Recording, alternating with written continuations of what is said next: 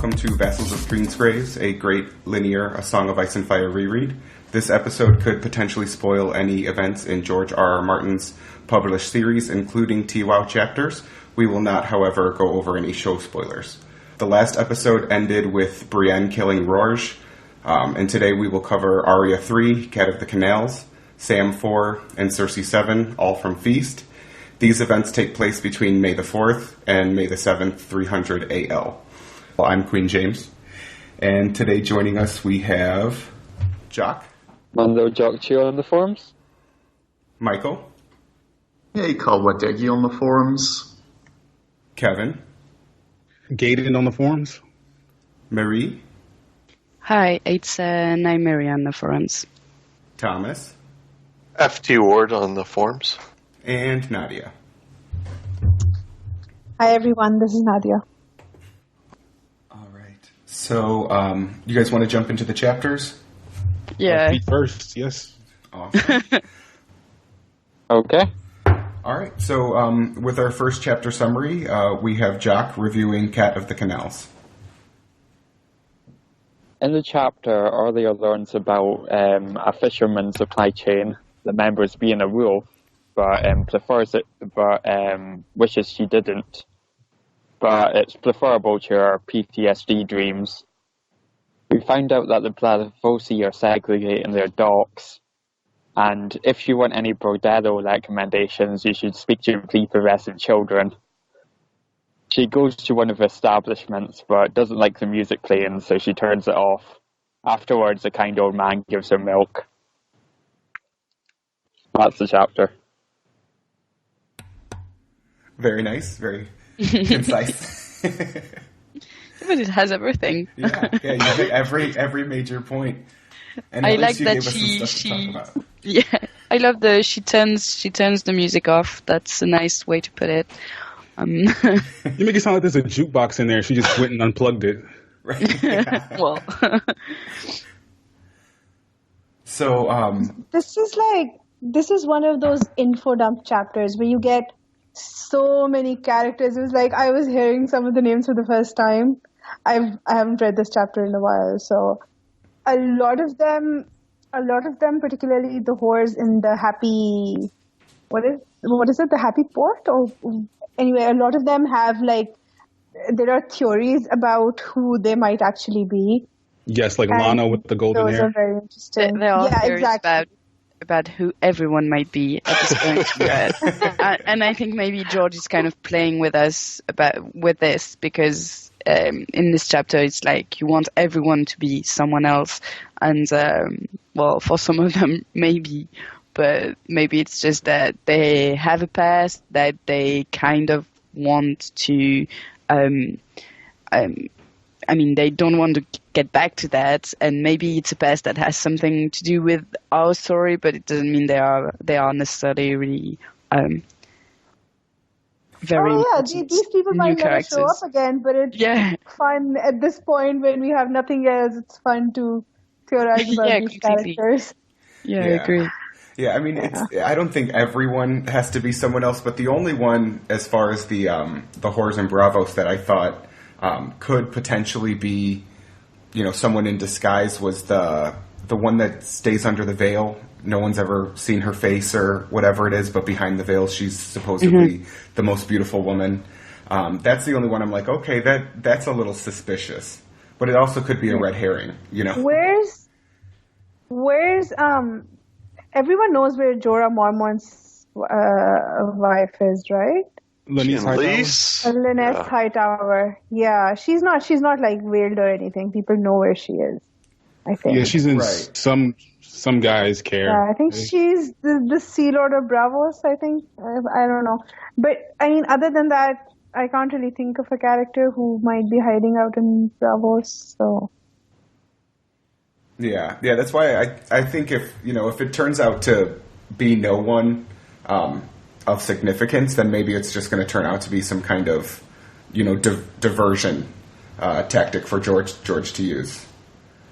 That's the only thing that I think, because why would he, I guess, throw that in that there's this masked whore that's so beautiful and, kind of made a full statement about her, I'd say, unless it was just a bunch of info dump just to hit you with a bunch of exposition. I thought that was just her courtesan gimmick. Like, they all have something that makes them stand out, and she's like, I'm so pretty you can't see me. Oh, That's how I took it. But maybe she is somebody. It's always a possibility. Yeah. Well, and like Nadia said, at this point, we're looking for everyone to be somebody else because we don't have a lot to do. Yeah, but I think Lana stands out. Like, it really seems like she might be a Lannister. And it kind of lines up with when Geryon Lannister disappeared, right? It might be his daughter. The story does match, yeah. But the age doesn't quite match, right? The age matches more with Tyrion and Tysha, I thought. When did he disappear? Like, Tyrion was what? Well, he's got a daughter. It's like 11. I think is it Joy Hill? Yeah. And Okay, this girl is 14, so he was in Westeros 3 years before this girl was born. Now, is she 14 or does she just look older than her age? I'm going to take... Okay, let's not get into that. I think Arya is a pretty good observant person, so I'm going to take her word for it, but obviously we don't know for certain. So There was this one little thing that has no connection to anything else, but I noticed we've hashed this out a lot of times on the podcast about there being a lemon tree in Bravo. Yes. And anyway, Not the lemon tree, please. When Arya goes back to the House of Black and White, she takes a bath in lemon water. Now, Arya at this point is inconsequential to Bravos as a whole, right? She's not a lady or anything, but she's taking a bath in lemon water, which means that lemons are abundant in Bravos. Well, I think but she's in the House of Black and White. Maybe she donated a bunch of lemons to have somebody assassinated. But she's not even an acolyte. She's the chosen one. At the very beginning of her training. I'm just saying that it's not. It's probably not unheard of there being a lemon tree in Bravos. That's all. Well, there could be. There's lemons in Minnesota right now. That doesn't mean there's lemon trees. I think. But we have planes and boats and stuff to carry them. Yeah. But they have boats. Yeah. Okay, boats. Yeah, I don't put too much stock in. I'm fine with Dany's story being she was where she thinks she was, but yeah, I'm sorry. I've just had a lot of arguments about this, and I just wanted to. I think we all have. Yeah. I'm not here to argue it. Right. Let's come to the agreement that they have potted plants in Bravos, and that's where the lemon trees come from. They're all potted. There we go. They're not growing from the ground. Well, they're little lemon bonsai trees. Lemon bonsai trees. And then, what do you guys think about Arya's dreams during this episode or during this chapter? She's having wolf dreams, but then after a while, she starts having like the cat dreams too. Oh, those are just sad. Those are terrible. The wolf dreams. Yeah, the one where she's looking for her mother. Yeah, the red wedding dreams are sad. Yeah, those are they're just nightmares where you're running towards something, but you can never get to it. Mm-hmm. I think we talked a lot here about Arya not really being a child anymore, and is she beyond redemption, and is she still herself, and so on.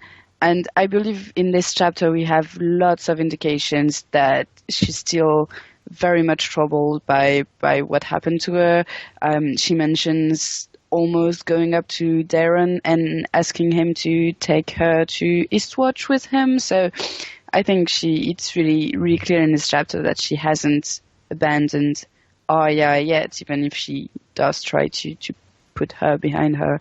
And the dreams are also very significant as to the fact that she's very traumatized by the whole thing, which is in a way reassuring, if you understand what I mean. Yeah. Well, and it seemed with the red wedding dream, it seemed like she was saying that she was having another wolf dream, but this time she had two legs. So I almost think like she kind of I don't even know how to put it. Like it's like an out of body experience that she's looking at. Like it's not her walking through. It's she's a wolf with two legs that's experiencing this. So it almost makes it even more sad because it is just like a horror film. It reminds me of like a dream sequence from a Freddy Krueger movie, you know? But it's also kind of a defense mechanism. Like, I'm not the one this happened to. But, I mean, even her wolf dreams, it's not... What I mean is, it's her subconscious obviously is still suffering from the whole thing. So even if she tries to make it so it's not the case. And it's like she doesn't want to admit that in the dream she's like a weepy child calling for her mother. She always wants to not be seen as someone weak that way. You know, so she doesn't want to admit to herself that in this dream, you know, this is how I truly feel deep down inside, that I wish I could find my mother and save her. And it makes me really sad. Well, not me personally, Arya. Like she doesn't want to admit to being sad and weak and helpless in that situation. Yeah, I think that's all true, but I still think I don't know, that makes her redeemable, that she's still Arya and that she suffered greatly. I mean, I think she does some pretty horrible things in this chapter. I think she murders someone. She does, but I don't really like the question that is she redeemable? I don't think she's too far gone to ask that question. Yeah, I mean, if Jaime can be redeemed, then Arya is, you know, at least she's still a child. So... Oh, yeah. Yeah, the fact that she's a child might not help, actually, because I think everything she does will have a tremendous impact on the way she develops and how on her character in an actual sense, like not the character in a book. Yeah, but I meant that whatever she does might be more easily forgiven. Exactly, she's young enough. Just a child. Well, forgiven, yeah, but forgotten by her, I'm not sure if you like. I mean, it's gonna shape her in a way that she will require maybe more work than for Jaime to work on whatever he did as an adult. Yeah. I'm just saying, in the eyes of the reader, you know, redemption might not be so hard. Yeah, I don't think the readers. Get out of a window. You know, I think for the most part, the readers don't hold her to account for anything she does. That's my experience. But I agree with Mary that to herself, you know, a murderous child is screwed up. I don't want to say anything worse than that, but I don't know that George is going to be able to fix that in a book and a half. Mm-hmm. But well, I think in order to like seek redemption or anything like that, or be, you know, rehabilitated, you almost have to have like a sense of guilt. Like I think Jaime had like an underlying, you know, sense of guilt about everything that he's done in his life that was bad, so he was able to kind of come to terms with that and you know, grow from it. But I just don't know if Arya feels any remorse for what she's done. You know, she feels completely justified in killing Dareon and doing the actions that she's done so far. And that's a question I think somebody on the forums wanted us to hash out for this episode. Is she... Well, just let me bring the thread up because, hold on. Yeah, FTWard wanted us to talk about, well, please discuss why Dareon is a deserter and Sam is not, and please discuss whether Arya's actions are justified. I don't think they are. Why would Sam be considered a deserter? Sam's not considered a deserter because he got laid on a boat and there's no place. Well, Well, that's just, you know, breaking of one particular vow. Whereas Dareon decides that he's not ever going back to the Night's Watch. He says that in a moment of anger. I don't think that's holds him Dareon? to that. Yeah. And Dareon? No. He basically disposes of all his clothes. He's buying. No, he's wearing his cloak. He's still wearing his cloak when Sam comes in and starts a fight.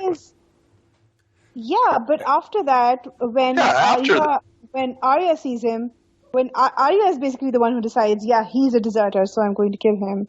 That's because Sam has left already at that point. Sam has gotten on the boat and left. Up until the point where Sam and Dareon... Sam is following his Lord Commander's orders. So why would he... Also, to give away all the money for that they own? I mean... His eventual aim was to get to Old Town, right? So was Dareon's. So was Dareon's up to that. Yeah, and Dareon decided... Yes! One is still going to Old Town and one is not. Dareon is still going to the boat with Sam. He's still earning money and buying them food and drink and stuff. He's still earning silver, which is more than Sam is doing. But when Arya kills him, he's made it very clear that he's never going back to the Night's Watch.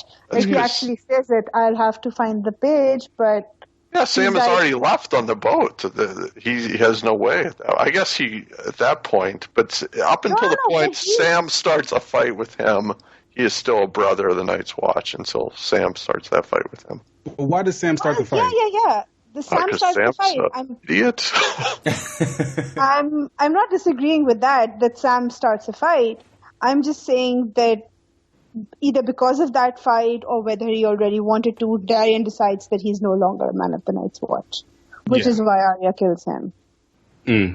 Because you don't ever decide that you're not part of the Night's Watch anymore. Like John has done 3 or 4 times. The reason that Sam starts that fight is because Dareon isn't bringing any of that gold back for Maester Aemon, and he's not finding out stories about the dragons. He's not helping Gilly or Sam or Aemon. He says, I'll do it tomorrow, is what he tells him. Oh, that sounds so convincing. It's nighttime in Bravos is not a time you go out with... You stay inside at night in Bravos. But I think he does it repeatedly, which is why Sam gets angry. Yeah. He comes and goes. It sounds they're not just there for a day, they're there for a long time. And Dareon is coming and going from their place, bringing them food and money the whole time that he earns from singing. I thought it was firmly cemented in the story that Dareon was not coming back with them at all. He gave up helping them. He was done with the stinky baby. He was done with the dying old man. And he was going to stay with the whores and play his whatever instrument and sing. And he says, I'll go with you tomorrow. No, hold on. I'm trying to find the line that Arya hears. No, in this chapter, he's, again, because Sam is gone, Sam is on the boat and everything is gone, but didn't he decide not to go with Sam? No. I think he did. Oh. And didn't he get married? Yeah, he did. But it's not really married. Married for a night or a couple hours. We're making a lot of exceptions for this guy. I think if you stack all this against him, I think we stacked all this against Dareon, his head would be if he went before Ned Stark and this was all played out, Ned would be like, someone fetch me a block. And his head would be chopped off. Because he'd be taken back to the wall. There's no way he'd chop off his head for this. So regarding Arya's decision to kill Dareon as a deserter, I feel like a lot of people, myself included, is coloured by the fact that Dareon is cutting Aemon off and he's essentially abandoning him to die. So if we got like an alternate scenario where Dareon made it to Old Town with Aemon and Sam and Gillian that said, all right, I'm peacing out, I'm going somewhere else, maybe we wouldn't feel as strongly about Arya killing him. I mean, I separate the two. Abandoning him. I don't think she's justified in doing it because he's a deserter and she's a member of House Stark, and it falls on them to bring justice to members of the Night's Watch. But I think that's exactly what gives her the right. I think that's exactly. If it was Robb doing it, we wouldn't question it at all. Because Robb is Lord of Winterfell. But even if Ned Stark had been alive and Robb had done something like that, we wouldn't question it. Why are we questioning Arya's right to do it? But I thought the Lord of the House, and especially being the fact that he was the Warden of the North, gave him the power to speak with the King's voice to take someone's life. The King's justice, Yeah. So I don't think Arya... Well, again, we can argue the point that at this point, since Lord Stark and all his sons are dead, that leaves Arya. So Arya's houseless. orphan. And Arya's there. Has no Arya's right. there. That's the point. I guess, like, one of the questions I would have is, would another Lord of the North be able to carry out the King's justice in the way that Ned would, or would, like, House Umber have to bring a deserter to Ned in order for Ned to pass judgment? No, I don't think they would have to. No, I think they'd think be so. able to do it themselves. Any Lord? I think deserter from the Night's Watch are universally acknowledged as, you know, that it's acknowledged that they deserve to die. So if they turned up anywhere else in Westeros, not just in the north, they would be killed immediately. I'm not sure about that. Yeah, I think they. I'm not sure. Yeah, I think that is true because. You can arrest them and return them to the wall. That's what I thought would happen. Yeah, you arrest them, you take them to the person who take them to the wall, or to Ned or Winterfell. Or a wandering crow or something like that. No, but why would Ned have any particular say over the Night's Watch? Like he's one of the lords. Yeah, he's one of the High Lords, but you know he's not. If it was any other lord, they would also have the ability to do it. Like, for me, it seems like it falls on the Warden of the North because we see in the first book they take the deserter all the way from the wall to Winterfell for him to receive. Right? No, I mean, they go out. They find him in the Kingswood. They find him in the Kingswood, I think. Yeah. Yeah, that's why he's brought to Ned. They find him in the Kingswood? Yeah, it's outriders from a house. It's not Winterfell. Yeah, it's not that he's not brought from the wall. He's already run away and made his way to the Kingswood. Not the Kingswood. Why am I saying the Kingswood? The Wolfswood? The Wolfswood, yes. Yeah. And they bring him to Ned, okay. Ned goes to them. That is the Lord there. Yeah, I completely agree with Nadia. I believe if a Night's Watch deserter were to go to be successful enough in his escape to go further south, it would be expected of any lord to at least bring him to justice, maybe not execute him, but probably actually. Well, I think I think because if the person is not denying that he's a deserter, that means execution. If they say, "Oh, I meant to go back," then he would be escorted back to the wall. But because Dareon I think it's up to the Lord's discretion either way. Yeah, probably. I think I agree. The entire justice system in Westeros is not exactly. It's but I think kind it's of up to the Lord's discretion. Yeah, exactly. It's above slitting someone's throat in the alley, though. I don't think that's fair at all.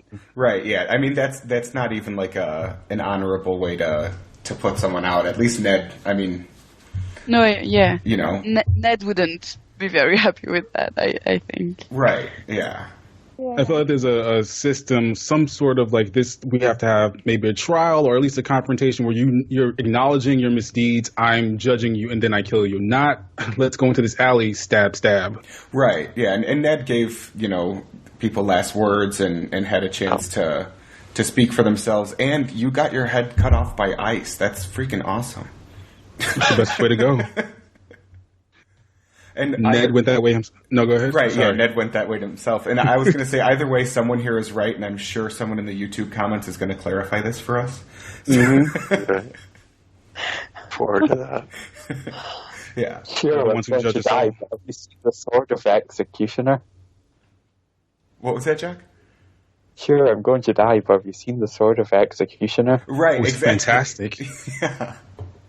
I wanted to talk about Arya's warging in this episode, or during this chapter, because it seems like at some point she made a switch from, entering Nymeria and then going into the cats in Bravos, and was it after she drank the milk?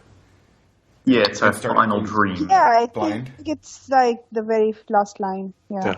So I almost wonder if that's like, when someone goes blind, their sense of hearing gets, stronger. I just wonder if because one of her senses was taken away, her warging became stronger, and that's how she's able to see through the cat's eyes. I never thought of it like that. That's possible, I think. Because I think when we're first introduced to warging, we're told that wolves are the easiest to warg into. Yeah, because they're the most wolves and dogs. Wolves and dogs. Yeah. And then cats are notoriously difficult because they're, they don't relate to humans as much. So I think it might be right that, her other senses are getting heightened, so the warging is too. Yeah. I think she's just becoming a better warg. But it happens immediately after I think she's just getting so I don't know. Warg. I think of her mind as like a phone that's like searching for Wi-Fi, and as it gets stronger, she's just picking up more and more of these signals. So she can now access cats. I mean, she's warging, I guess, like a vast distance into Nymeria, right?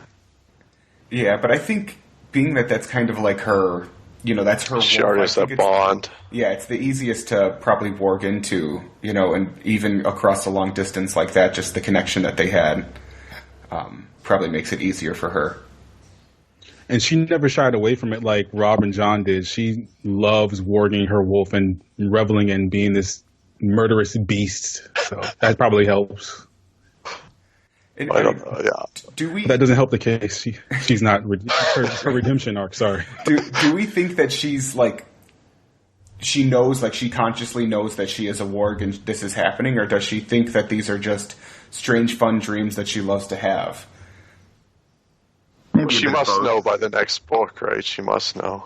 Well, no one's explained to her what wargs are or skin changes, so she's left to interpret her own dreams, I guess. Yeah, she never talks about like old Nan's tales of skin changers and wargs either. Yeah, I don't think she identifies herself as a warg. Probably because even old Nan didn't understand what it was all about. Like most Northerners consider it like an abomination to be a skin changer or a warg, right? Yeah. Yeah, something acceptable beyond the wall. Exactly. So she probably doesn't know a lot about it. In dance, though, she's using it to murder people, right? She's working into a cat. Yeah, she actively. As she works more and more, I think she understands how she can use it. Yeah. She just doesn't associate the word warg with herself. Yeah, she skin changes into the cat to find out who's attacking her when she's having those like stick fights with the kindly man. Yeah. I'm not sure if he uses it for like an assassin mission. Well, doesn't she use it when she kills that insurance guy? She becomes no cat visions. I don't think. I thought she became a cat to figure out like which poison coin was there to poison the coin, or I forget. I guess I haven't read it in a while. No, I think it was the fight with the kindly man where he kept hitting her with a stick, and she couldn't understand where he was coming from. So she just watched with the cat's eyes, and she knew where he was going to attack. Yeah, I do believe she like uses her ugly face to go into the bar, and she observes him doing stuff, and that's how. But again, the comments will tell us if we're right or wrong. Before that, she does have her first cat warging is when she's in a tavern and she's blind, and the cat jumps onto her lap, and then she starts seeing the tavern for the first time. So that might be what you're thinking of. Yeah, and I thought she used, I haven't read in a while, like you said, YouTube will let us know, I'm sure, but I thought she used that vision to see something that let her poison the guy or whatever, but I could be wrong. I'm pretty sure she has her eyes back when she's doing the assassination. But what do you call him? A faceless man with a warg would be a dangerous foe. So she would make for a good. Maybe that's why they forgive her later, because they see she has that power or suspect it. I don't think the faceless men are aware of even the concept of warging, just because this is like a Westerosi first men thing. And just the fact that the kindly man can be fooled when Arya is able to perceive what's going on. I just think this is not something that they are aware of. House of Black. Yeah. I worded that wrong. What I meant to say is like maybe they'll see that as something like if she reveals it, would they see that as a boon for them to have a skin changer / warg in their ranks, or would they disband her? But I don't think Arya would reveal it because she doesn't understand it herself completely. And the fact that she uses it to get one up on the kindly man. Yeah, exactly. And they would never understand because they have no concept of it, of something like that even existing. I think they may do, because doesn't sort of Arya's training sort of mirror Blan's. Like, Blan's took them down to, like, a really dark cave, and that's where he learns to work. Arya's made blind. Which character goes into the cave? Bran. Yeah. Oh, yeah, when they go into the crypts. Yeah. All right. Anything else on this chapter, or anything else on warging in general? I had a couple things, like George runs down like several poisons here that we've seen in the story, and kind of gives us the history or kind of how they work and stuff. Sweet Sleep, Tears of Lys, and Basilic Blood, which I think we've all seen in the story. And then also there's one line where he says the many-faced god took 2/3 of the wealth, which might be a clue as to what the price generally required for faceless men is. As well as the daughter of the wave. Yeah. So you very much get a sense that the price that they ask is like you have to sacrifice all of yourself. So it's almost like this pirate short of victory. that, yeah. You have to be willing to lose everything. Does anybody have any ideas on who they think the waif is, or is she anyone significant, or a highborn's daughter? Well, she says in her story she's highborn, but I think she's just some Bravosi lady. Same. Yeah. I almost thought that her saying that one of the things was a lie was the lie. That, like, the entire story was the lie. But I don't know. It was hard to... It could be, but then it's sort of that whole chapter, or that whole paragraph is now meaningless if the whole thing is a lie. And, like, it's just, this is nice, little backstory for this one character, so I just have to think there has to be some truth in that. It tells us more about the faceless men, but if it's all just, oh no, that was just, lol, I trolled you. I don't think George would do that. Well, this is Arya's last chapter in Feast, correct? Yes, because many people waited 5 years to figure out if Arya was actually blind forever or not. That was my point. Like, you have a full half decade before you get more Arya. So he is a troll, you're saying? No, okay, that's not going in my favor. Yeah, it sucks if you're an Arya fan because you had no idea. I guess I never thought that she was going to be blind forever. I never. No, this is the part of the if this was a martial arts movie where they put a blindfold on the guy or person and they have him go through that sort of training. So a lot of people make comparisons to Batman with Arya, but I guess there's also some Daredevil comparisons now because she's gone blind. She's Matt Murdock. Yeah. Yeah. She's going to do all the superhero training montages. There's also the poisons they went through. They mentioned the sweet sleep. I think that's what they used for Robert Arryn in the Vale. Yeah. Mm-hmm. And hinting at the sweet, you put it in sweet foods like cakes, maybe like lemon cakes. So I thought that was like a hint at some things that Elaine Stone might do in future books. Yeah, and the Tears of Lys is also what Lysa gave John Arryn. Yeah. And maybe looking back, it was such a Tywin, maybe even. I thought the theory was that someone gave him Oberyn gave him widow's blood or widow's, what was it? Tears? Widow's. The one that shuts off your bowels. Yeah. Yeah, I think it's widow's blood. But that's just like that's a theory. I mean, we have no evidence of that, right? Except that he was on the toilet. He's taking a shit, yeah. Yeah, other than that, we have no evidence of that. Like, people do go to the toilet, like... His corpse stunk after he died. But that's just... They're not embalming the corpse or anything. Like, corpses smell. Yeah, but he wouldn't mention it if it wasn't a natural smell. It wouldn't have been... Yeah, but there are like extremely pungent. Different things. But there are like a zillion different things that could be wrong. It's just like the smell is the only thing they're going off of, right? The fact that he was shot through his colon and shat himself as he was dying, I think, may have played a role. Just a hunch. He cleaned that up pretty easily with some lemon water. But It made me think, those poor silent sisters that have to clean all those people who, like, shit themselves as they die. Like, not a nice job. That's why they have to stay silent. They can't complain about it. One silent sister just walks off one day, I quit. I can't do this anymore. Fuck it. Is she Westerosi? I mean, do we know that? The waif? Yeah. The fact that her mother or her stepmother first goes to the Faceless Men, but then she can't pay the price, makes me think she's Braavosi. Yeah. But, I mean, she could be Westerosi. But just the fact that both her father and stepmother are very familiar with the Faceless Men makes me think a Braavosi native. Yeah. This is also the chapter where Arya learns her Aunt Lysa is dead, and she does not care. Well, she has a sentence in her mind where she's like, oh, she's dead. And then she says, no, I'm not Arya, I'm Cat of the Canals. Yeah, I do think she cares. Like, it's just one more link severed. Yeah, I think she's trying to distance herself from that thought that this was my aunt that died. Like, she's thinking, no, I'm not Arya. I'm no one. And I don't think she ever met Lysa, so...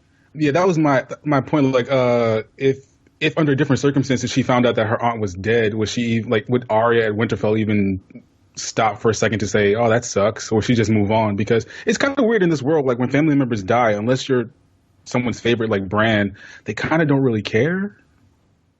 Yeah, I think it's not exactly.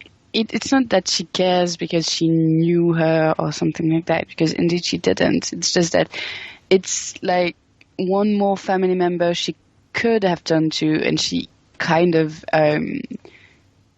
wanted to turn to at some point, who's dead and she cannot reach anymore. So it's just another blow, even if she didn't care about her in an emotional, like, she wasn't emotionally attached to Lysa, but it was a family member. Yeah. She was a family member. I think it's like that when you're having a really bad day and one more thing happens and you're just like, oh, well, fuck it. Seriously? Another thing? Screw it. So I just think that she kind of just is like, has a threshold for stress and grief, and she's already met that, so anything new is just like, okay, take it, move on. We'll just add that to the pile of dead relatives, and I'll just keep selling my cockles and clams. Right. Oh my god. I know there's not show watchers here, but I just kept hearing the cockles, clams thing that Arya was saying. Oysters, cockles, and clams. Yeah. Oysters, cockles, and clams. It was very, yeah. You don't have to translate every word of the books onto the show. Some of it just sounds weird. Right. Anything else on Arya, or do you guys want to jump into the Sam chapter? I mean, I don't want to, but we can do it. It's going to get weird. All right. All right, so after... But also very sad. Yes, yeah, it is. I mean, it's very sad, but then it just, like... I mean, we have, like, moments of grief, and then things get a little strange. We don't really have to talk about that. I feel like we've spent a lot of time on it already in past episodes, so we can just concentrate on Aemon. Yeah, we'll concentrate on Aemon. We'll concentrate on his possible prophecies. Now, so after Arya 3, we go to the next chapter in the linear and chronological order, to Sam 4, which takes place 2 days after, on May 6th. And with the chapter summary, we have Michael. All right, so on the Cinnamon Wind, off the coast of Dawn, Sam gives a eulogy for Maester Aemon. He was a great man who lived to 102, and when offered the crown as a young man, he had chosen to join the Night's Watch instead. The news of Daenerys and her dragons had invigorated Aemon, and he had spoken of the need to go to her and guide her, that she was the fulfillment of the prince that was promised, which no one expected due to an error in translation. Stannis is a false coming, his is a sword without heat or fire, and Melisandre has misread the signs. He tells Sam that they must tell the Citadel of her and send a maester to counsel her. Aemon laments that he is too old and frail to aid Daenerys, and by the time they reached Tirosh, his strength had failed him. Before he died, he rambled of a three-headed dragon, candles that would not light, and a Sphinx who is the riddle, not the riddler. The Summer Islanders break out a cask of rum to honor the dead, and Sam and Gilly get really drunk. They have sex, Sam discovers he has a breast milk fetish, Gilly finds out that Sam is fat all over, and readers choke on their vomit. Like the reader, Sam wishes he could forget about last night, thinking that he has broken his vow and dishonored the Night's Watch. He tries to avoid Gilly all day, but is cornered by Zondo and Kojamo, who tell Sam and Gilly that Gilly has lost everything, she knows she cannot have Sam forever, and she just wants Sam for a while.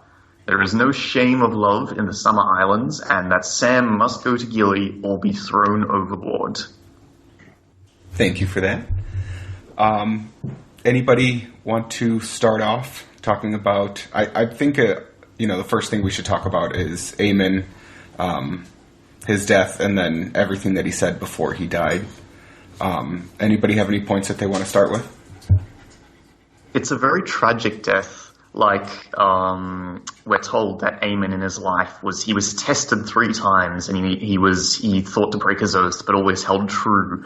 And then in this final time, right at the end of his life, I would argue that he breaks. Like, he is willing to go to Daenerys and sort of... Yeah, he intends not that to. He has this divine purpose to go to Old Town for anything, but... And the tragedy is that he is just too weak and too old to be of any use. So it's a very sad end for Aemon. I never thought about it like that. I thought he breaks his vow. I agree. It's really unseemly at the end. Well, he doesn't actually break his vow, but if he had been able to, he would have. He would. He says that, this comes when I'm too weak, but if it had been even 10 years in the past, I would have gone. Like, he realizes immediately that Daenerys is the one who's going to bring his family's legacy back to Westeros. And is it the legacy or is it saving the world? It's the legacy. You could argue that he's saving the going world. to Daenerys. And he's been very I wouldn't say obsessed, but he's spent a lot of years studying the prophecies about Azor Ahai and the prince that was promised, and he had discussed this with Rhaegar a lot. And they had come to the conclusion that it would be one of his children. But, he suddenly realizes that he was wrong. And but I think it's not about saving the world. For him, it's just, he's lost all his family. And now there's one who's come back and he just wants to join her and help her. Such a cruel punishment because I think... He's breaking a rule that Martin has established in his story. Like, you have to maintain your vows, or you maintain your honor, your vows, or else you kind of die. It happens to Robb. It happens to so many other characters in the past. So I would have loved for him to actually have met Daenerys. It's kind of mean to kill him at this point in his life. He's 102 years old. I think it's okay if he breaks his vow just once to see a dragon. Yeah, I would have liked to see Daenerys gain some of his wisdom. Get some advice from him, and he's so wise. His main point is that she should have a maester. It's not even at the end. He's not even like I'm the one she needs. He just says that someone should send a maester to her, and I'm not sure what that is. Well, everyone needs maesters. They're helpful, and they are Daenerys helpful, most of all. Yeah, because I guess she doesn't have the knowledge of Westeros that she should before conquering it. I just kind of thought that part of, I don't know if it's like a conspiracy or whatever, but I think that a lot of people have come to the conclusion that the Citadel doesn't like magic and dragons and they want to get rid of it. So it's just strange that Aemon really wants to send her a maester. I was just about to say, can they be trusted? Because Maester Aemon doesn't know himself that there is a possibility of a conspiracy, so he thinks his brothers can be trustworthy and give her all the knowledge she needs to, wage a war in Westeros and save the day and all that. So he would probably be the best person to guide her, but then again, that'd be breaking his vows. Yeah. Maester Aemon has, of course, been sort of like away from the Citadel for like 60 years, 70 years, a long time. Yeah. And I will point out that the person who gives us this information is Maester Marwyn, who I wouldn't call him exactly. non-biased. He's already on his way to Daenerys, right? It would have been nice if he could have made it in the last book. No, Marwyn leaves at the end of the epilogue. Yeah. Yeah, as soon as Sam gets to Old Town, they meet and then he immediately leaves. Mm-hmm. But I think it's interesting that Aemon also mentions the Sphinx. Like, it doesn't really seem that important. Like, we know that the Sphinx is Sorella Sand, right? We assume that it's Sorella Sand.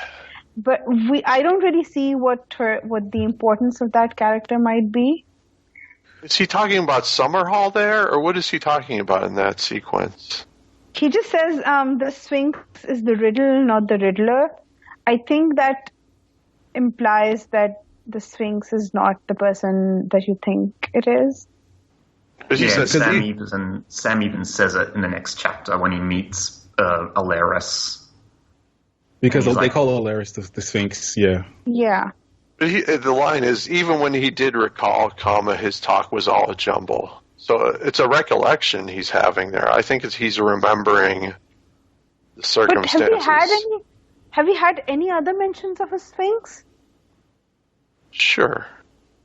There's two Valyrian Sphinxes in the Tower of the Hand, in the King's Chamber, somewhere in King's Landing. That's about it. I think it's outside in Dragonstone, but we don't know. But I always thought maybe he's recalling the circumstances of Summerhall with that line, but it's not really clear because he's not clear-headed, I guess. So, but I don't think he's talking about Alaris or Sorella or whatever. My interpretation is that as he is, on the veil of death, he sort of gets all these prophetic visions, kind of similar to Bran and certain other characters. And so this is just one of the random bits of information he gets. Aemon's brothers were also known for their visions, right? Dareon especially, he used to have a lot of dreams about the future. Yeah, they're Targaryen, so that's their thing. Yeah, exactly. I think all of the brothers, specifically the brothers of Aemon. Yeah, I think he says that in this chapter, that all my brothers had the dragon dreams. Yeah. And it killed them, every one. And you could argue it kind of kills Aemon. He's consumed by this. Yeah. I blame Jon. Yeah. He's Jon?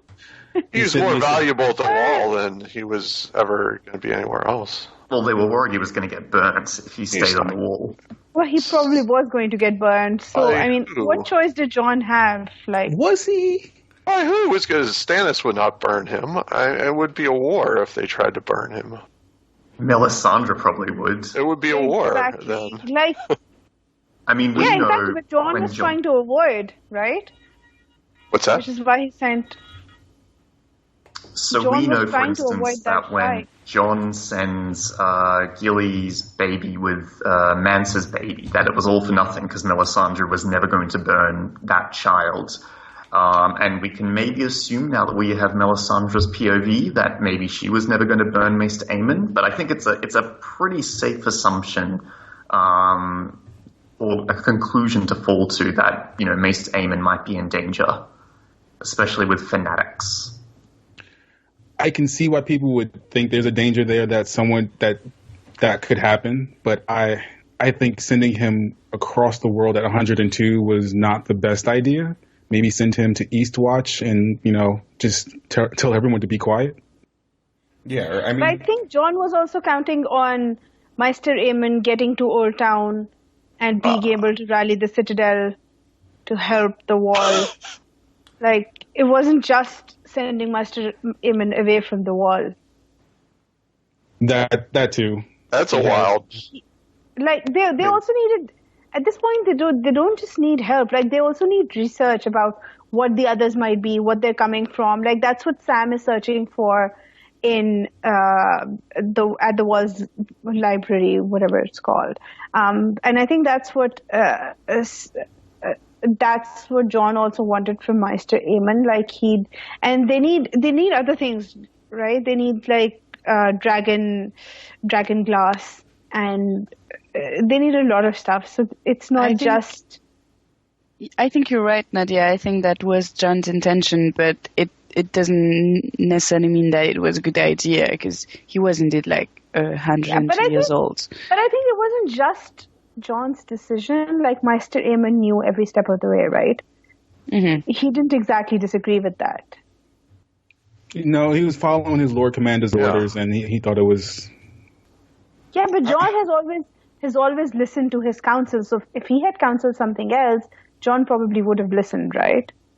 Like, probably they came up with this plan. They came up with this plan together. It wasn't just Jon. It was a suicide pact. No, I was just making fun of. I just don't like Jon, so I was just poking fun at him. I don't think he's. I don't actually blame him for the death of Maester Aemon. Not entirely, at least.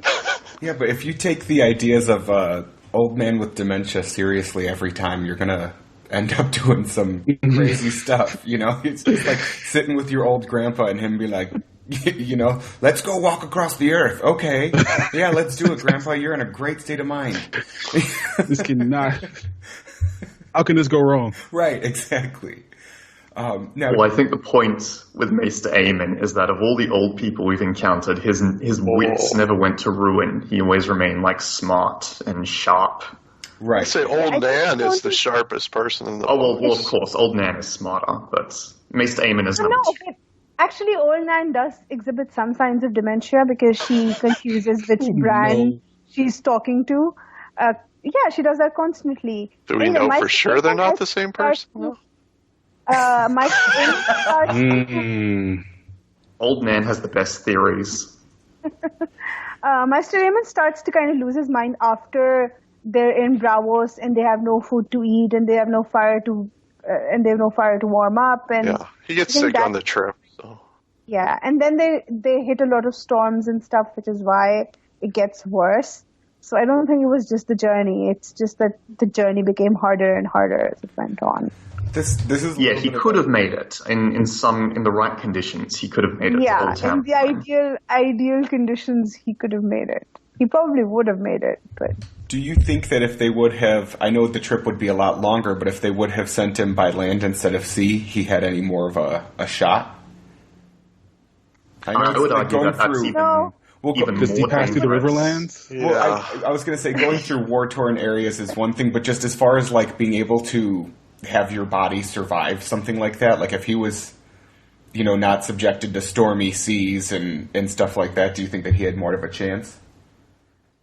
If Westerosi conditions were perfect and there was no war and it was just going down the King's Road? I think so, because then they could have stopped at castles for provisions. Actual maces could have tended to him. He could have rested for extended periods of time, got his strength up for the next trip to the next castle. So yeah, it would have worked. I think so. Uh-huh. Yeah. When you're that old, once something goes wrong, it's very hard to come back from anything, though. So yeah, I think this ship's. Sure, I just think it's a bad idea. I think he's more valuable to Jon at the Wall than anywhere else. I also felt like the Wall was acting as a sort of life support system. That's what he says. He says the coal preserves. Yeah. Fire burns. But the sad thing for me is that, you know, when he hears of Daenerys coming back, he's so excited and so sad at the same time. Yes. And then I think Jon was with him at the Wall the whole time, and he had no idea that they were, you know, that he was a Targaryen too. And it's just sad that he didn't get to know. Yeah. And you know, particularly because he was so close to Rhaegar. Right. Yeah. Like he's talking to possibly Rhaegar's son. Yeah. Not possibly. I'm pretty sure that Jon is Rhaegar's son. Yeah. I've known, like, since the first book, I've been sure. Yeah, I agree. I don't know. It sounds pretty crackpot to me. I was thinking the same thing. It's a little far-fetched. Just a little. I'm just kidding.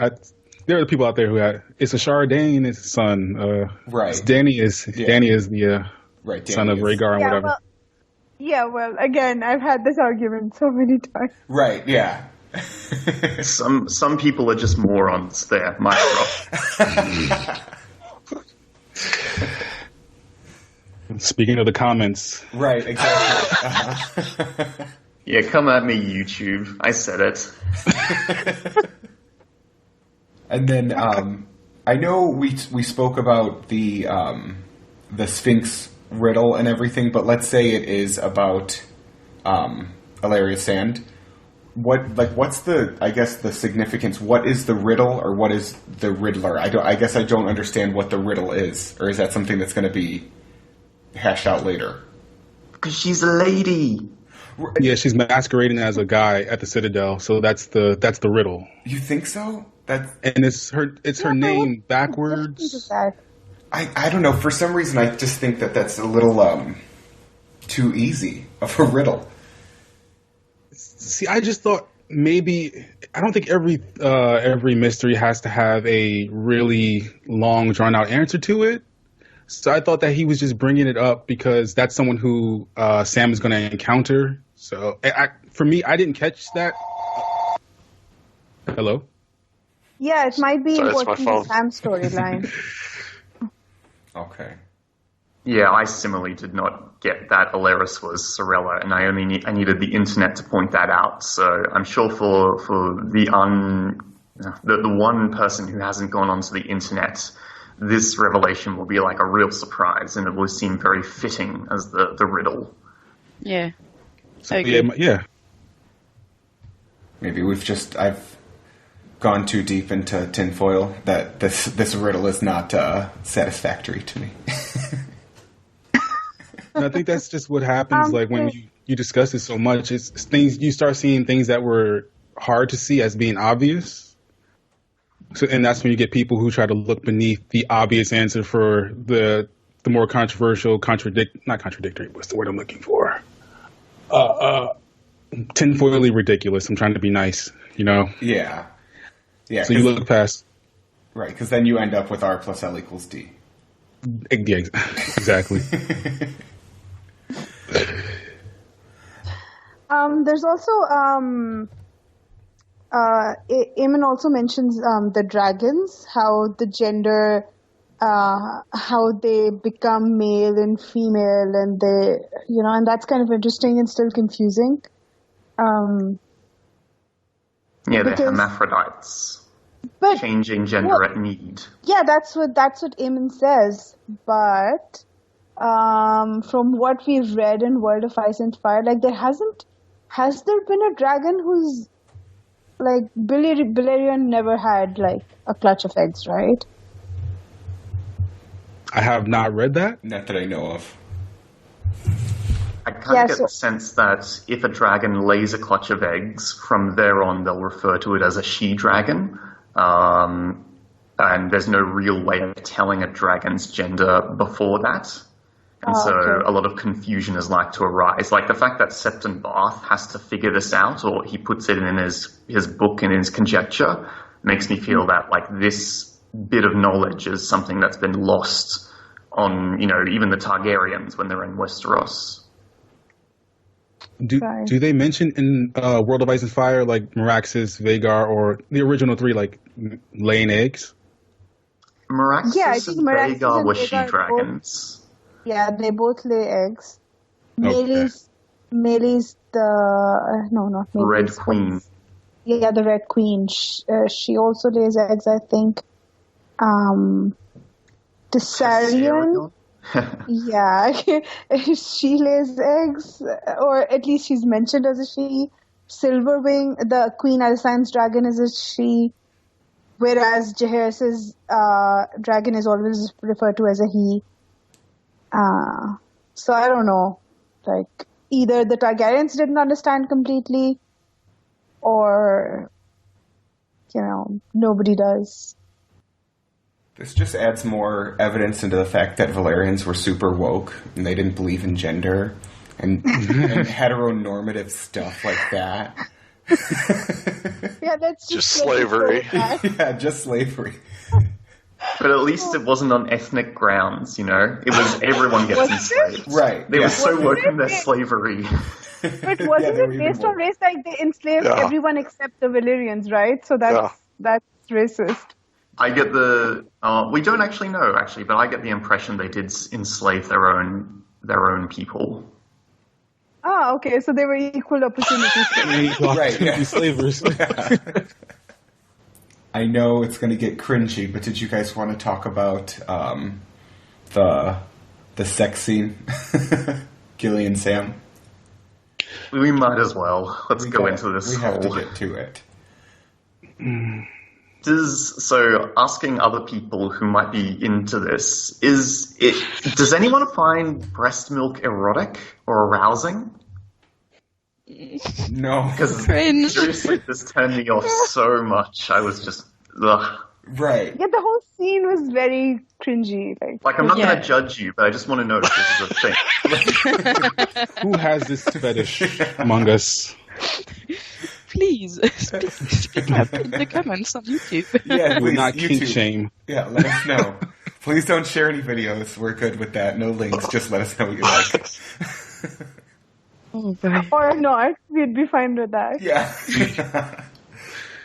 Am I the only person during sex scenes like this or anything? I have such a weird thing about oral hygiene, and when they talk about kissing, I get so grossed out because I just don't think that they can take care of their teeth like they should. And the fact that it's just let's not think about that, please. Well, because it's so gross. Like, Sam mentions later, like, he has fungus growing between his toes. I'm like, when was the last time you bathed? Right.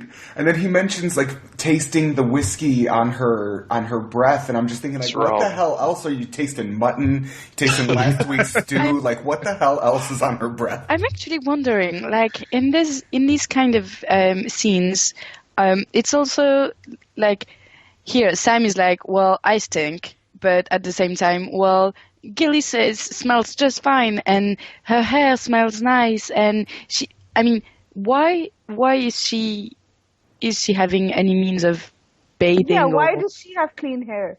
Yeah, I was wondering that too, actually. It's kind of a setup, right? So maybe she bathed beforehand because she knew this was going to happen. True, she did put the child away so that she can get this alone time. Possible. Yeah, but it still bothers me how it's always like the woman always find a way to be nice and beautiful and smell nice for the guy. It's just... And the guy can smell like anything. Yeah. I feel like Shay always has clean hair. Yeah. Well, that's her job, though. Is that? Well, no, okay, but I mean, on this, like here on this boat, why can't she bathe and why can't he? Or he just doesn't want to? It's bothering me in both situations. Yeah, why is it? I believe both genders should bathe. Thank you, Thomas. All genders, non-binary, everyone should bathe. Yes. I'm not trying to turn this into a feminist whatever, but it's part of the idea that the woman is always like perfect, and I don't know, we don't go to the bathroom, we don't smell bad, it's bothering me. Yeah. Well, there are two instances of queens in this book having disastrous shits. Cersei has diarrhea in the second book, and Dany fucking spews her colon out in the fifth book, so we at least have that. Yeah. Thanks, George. It makes it better for me. Girls poop too. Everything is fair and balanced now. But the hair always smells good. It's like female hair just has this instinct property of smelling nice and flowery. Right. This could just represent Sam's biased POV, where he thinks, oh, I smell like shit, but he's just so enamored with Gilly that he thinks whatever she smells like is nice. I was going to say that, but I wouldn't even believe myself. I think it's just Martin's writing. Yeah, it's just... Can we please move on? Yeah. But we didn't say the term yet. Somebody has to say it. His No. pink mast. There we go. Yeah, you gotta get it all in That there. one. We have to say it. Sam is hung like a giant. Adjectives. Yeah, he's fat. Is that what that means? I don't know. Is that what that means? Oh my god. I'm glad we got through that. We survived. Yeah. And now we can move on to the Cersei chapter, which also has a wonderful.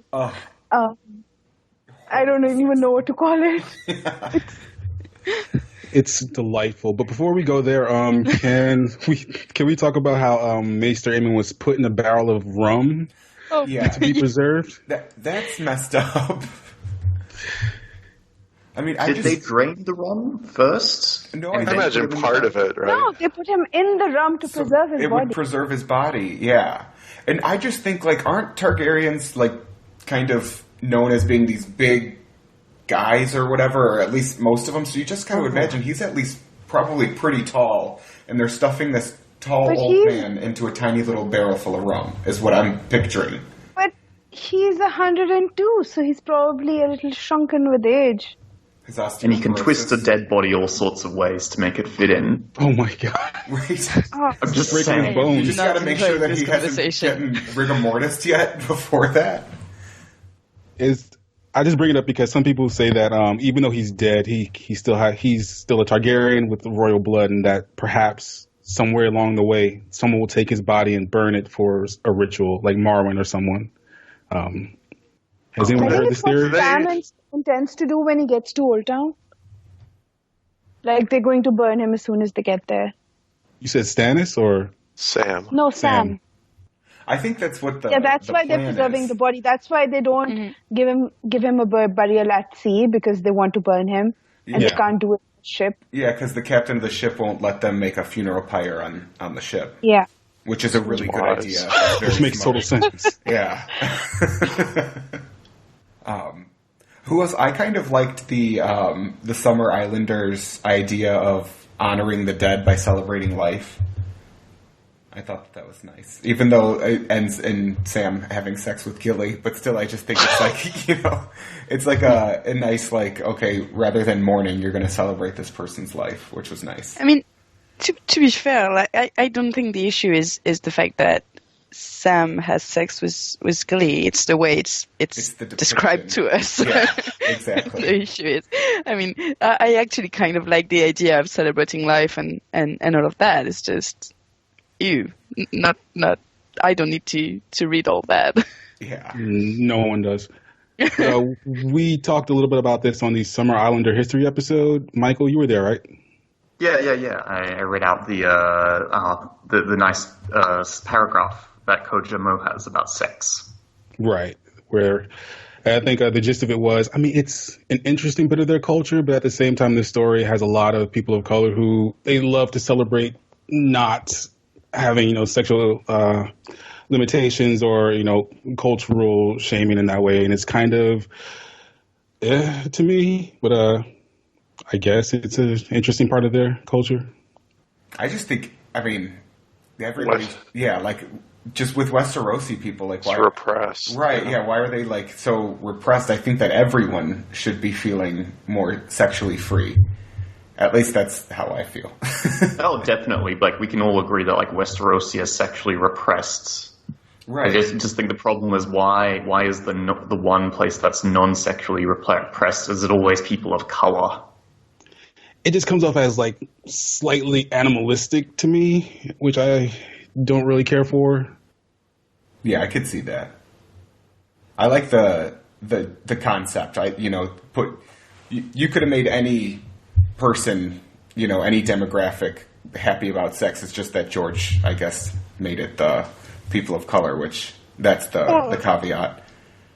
It's not entirely. Aren't there, like, I forget which free city? Yeah, the Lycini. And they're very white. Like, with silver hair and purple eyes or something. They're kind of like Valyrians, right? Yeah. I think they are the blood of the dragon. Valyrians, yeah. I think it's just in Westeros because of inheritance and stuff, right? That has to play a large part of it. Certain free cities are also very prudish about sex, like Norvos. I feel like where Lys differs with a place like Dawn or the Summer Islands is Lys is only known for its pleasure houses, so this is more of a business rather than like an ideology or what's important to their culture. Don't like the nobles also do, though? Don't like the nobles of Lys also go to the pleasure houses for a time, or am I thinking of somewhere else? That's the Summer Islands, I think. Yes, you spend a part of your life in the pleasure houses as it's like not an offering, but it's like this is your dedication to our culture, and then it's part of, what do you call it? Part of your coming of age. There we go.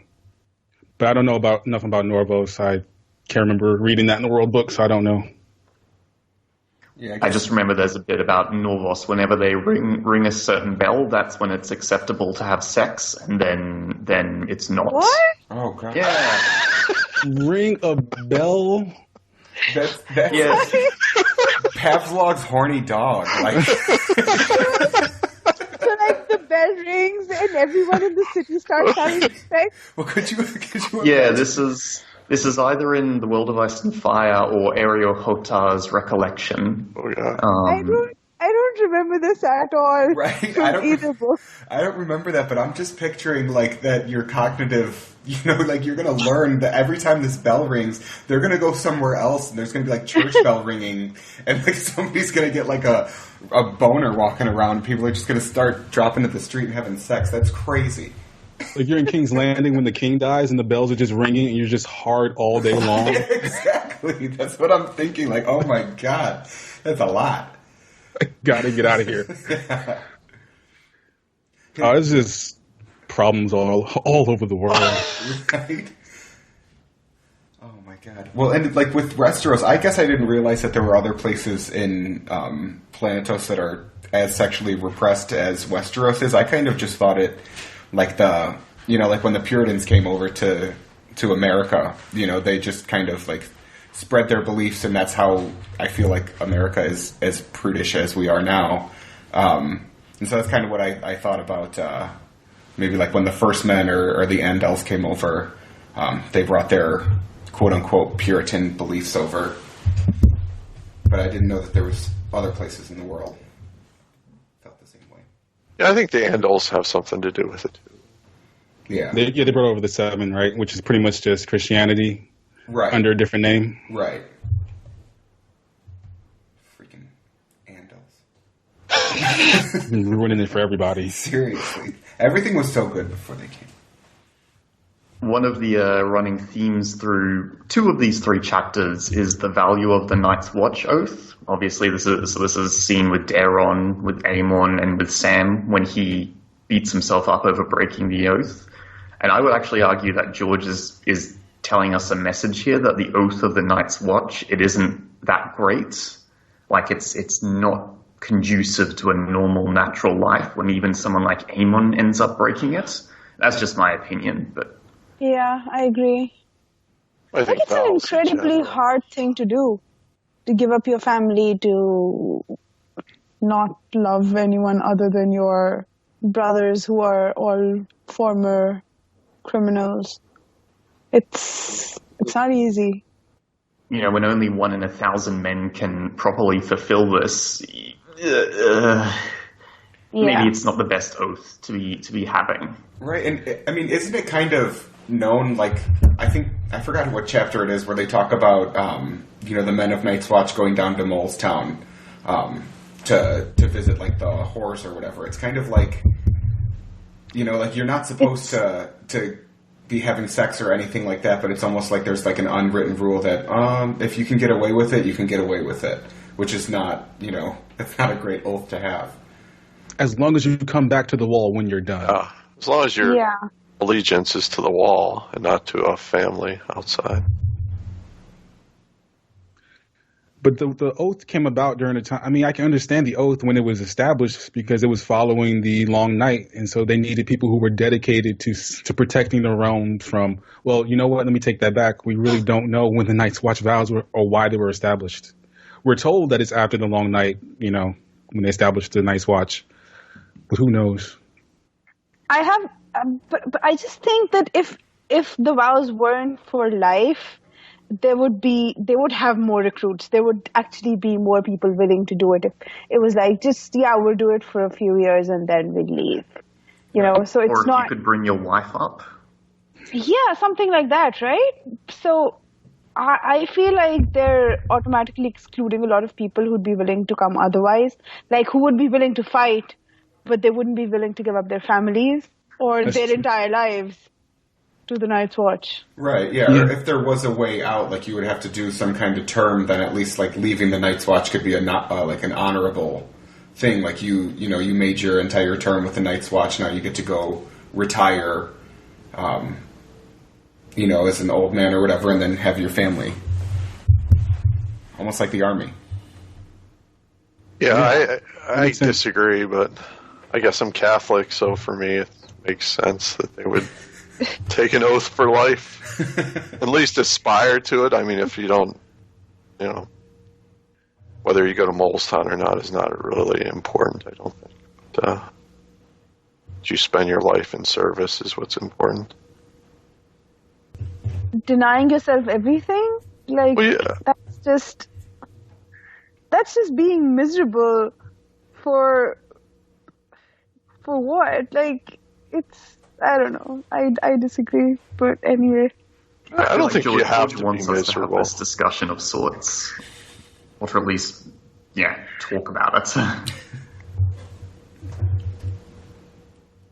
The miserable part is that there are some people that have no say in being sent to the wall. I guess like Dareon kind of got gypped into being sent to the wall. But I don't know. I think it's fine. I think it's good, actually. I think it's one of the better institutions that we see. But at the end of the day, words are wind and your deeds matter more than whatever you vow to whatever tree or seven-pointed star. So I guess the vows, they do make sense in a way.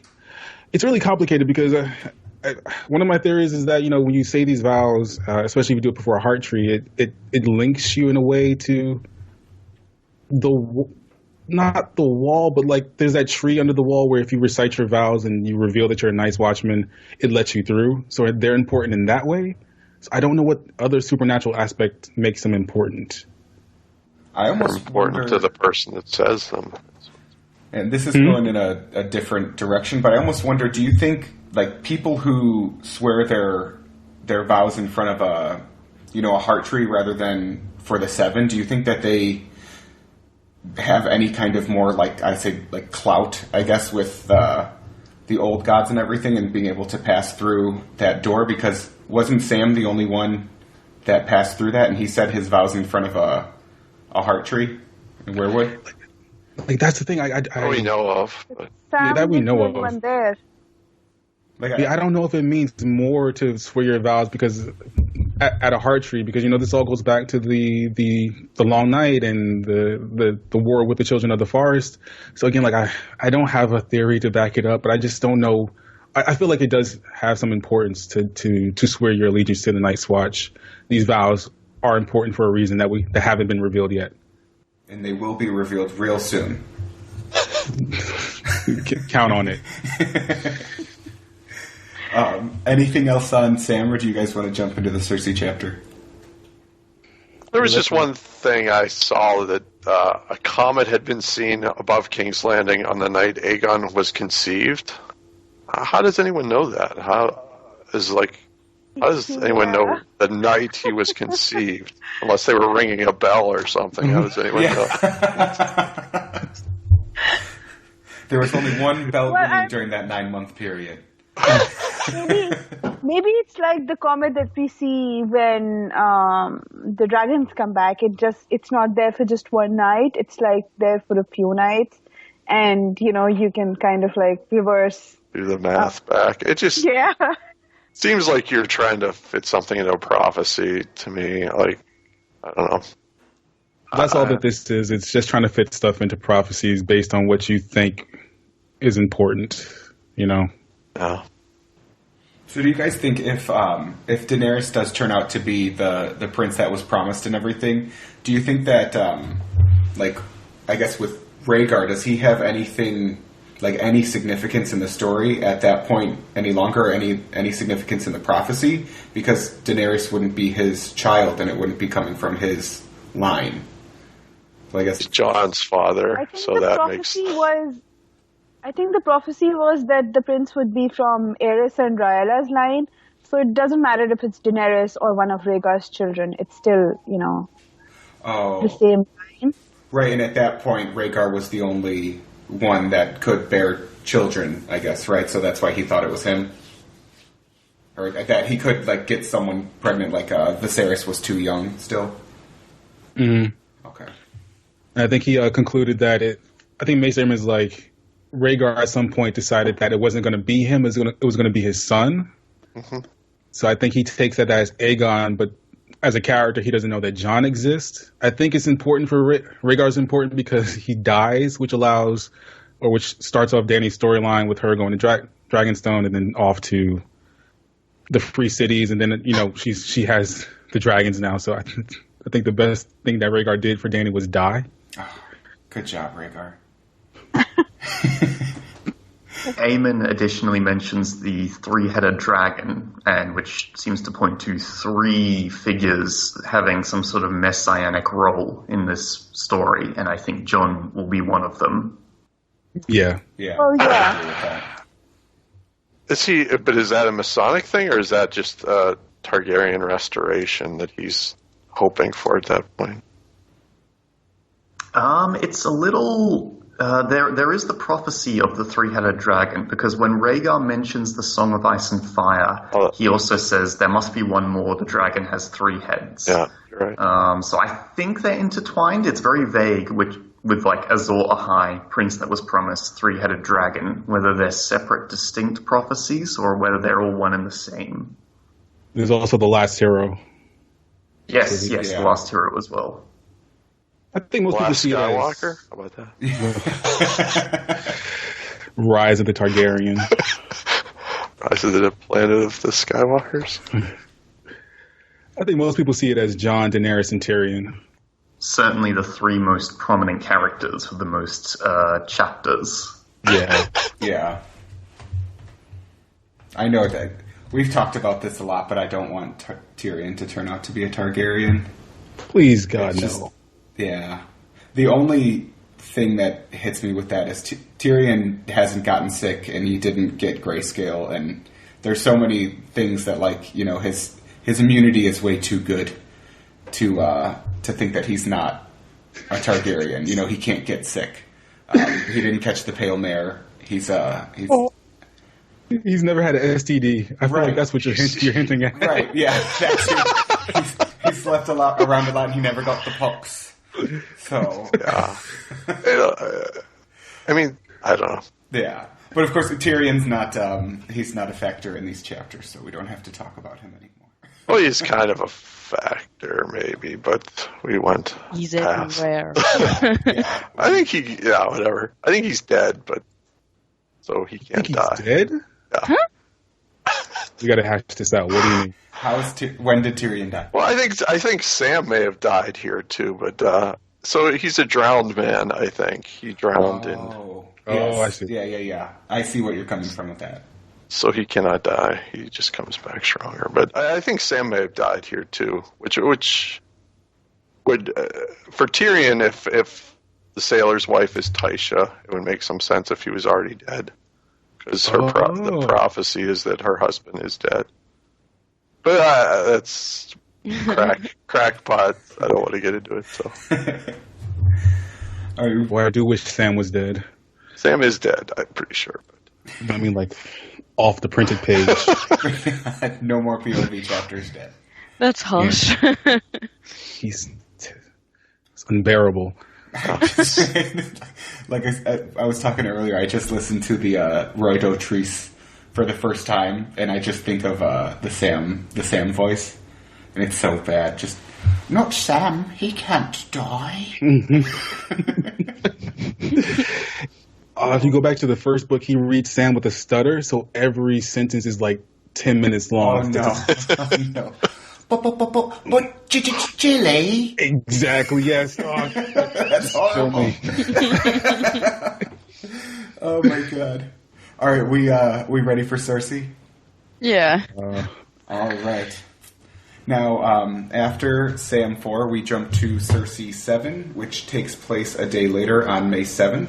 We will skip back 2 chapters to get there. And this is actually the same day that the Ironborn attempt to take Old Town by killing the crew of a Tyroshi ship, but they're discovered because they cannot reply in Tyrosh. And with our chapter summary, we have Gaiden. Okay, so previously on The Real Housewives of King's Landing, Marjorie has convened an emergency court session in the early morning. 1,000 ships have descended upon the Shield Islands, seizing castles and killing bannermen to House Tyrell. The young queen declares that such an attack must be answered fiercely. Cersei is more concerned with Marjorie's tone than she is with the attack on the Shield Islands, which she refers to as these rocks. The council bickers over the accuracy of their reports. Again, Cersei couldn't care less. 1,000 ships were won, all she sees is Tyrell incompetence. Loras suggests moving the red wines from the siege of Dragonstone to relieve the shields.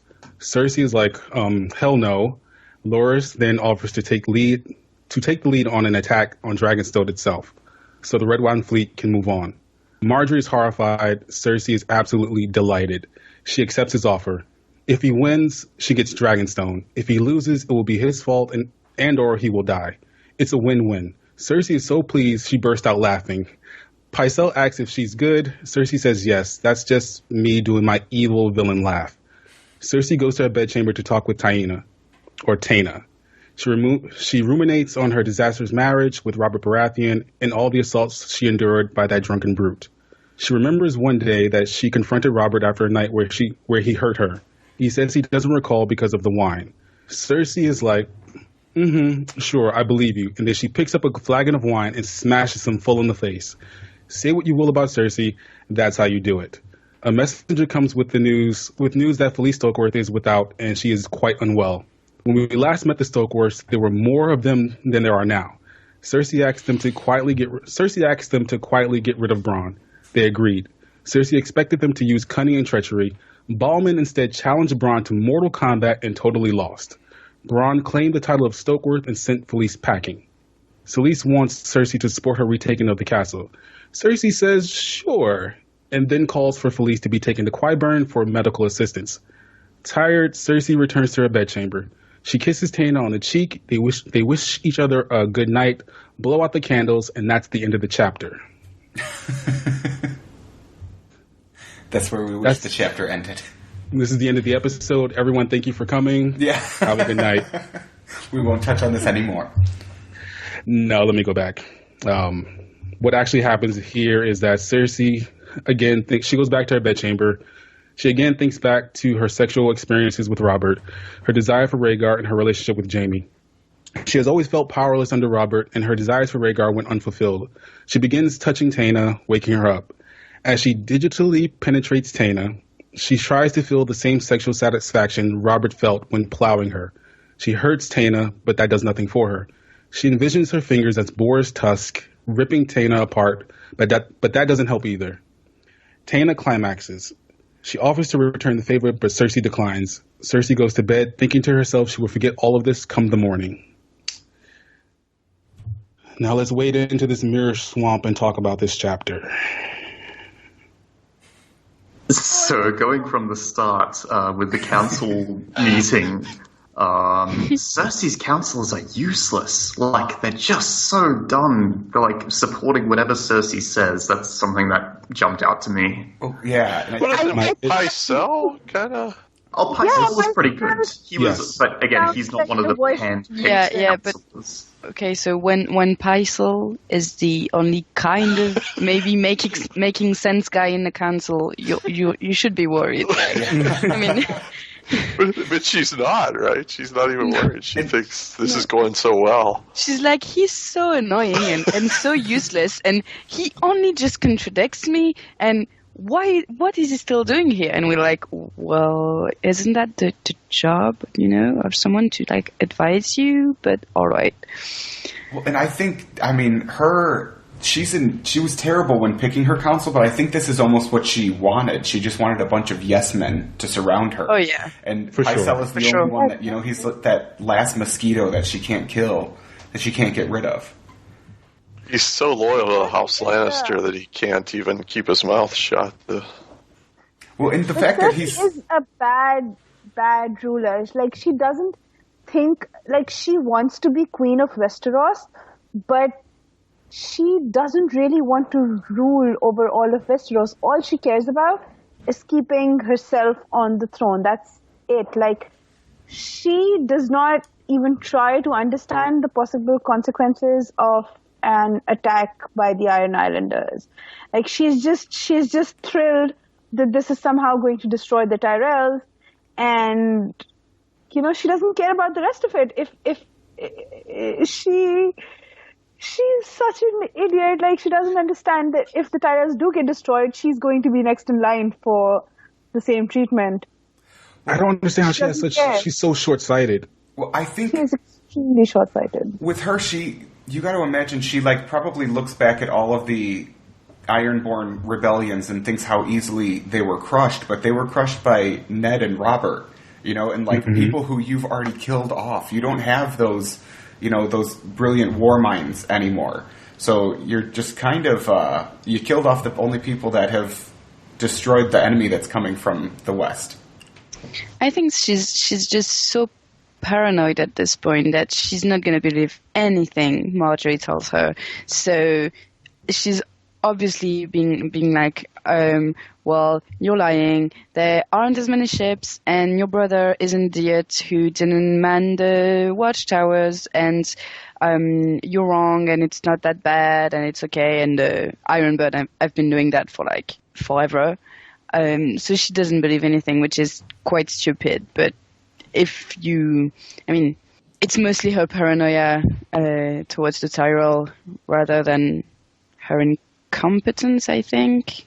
Well, both. I think it's a little bit of both. Yeah. Because I feel like 1,000 ships or 100, the shields are they're abandonment to House Tyrell. And the Tyrells are not just your relatives through marriage, they're your bannermen as well. All of this belongs to you. You should be offended that the Ironborn are attacking your lands. That's what those are your son's lands. Yeah. So respond to it.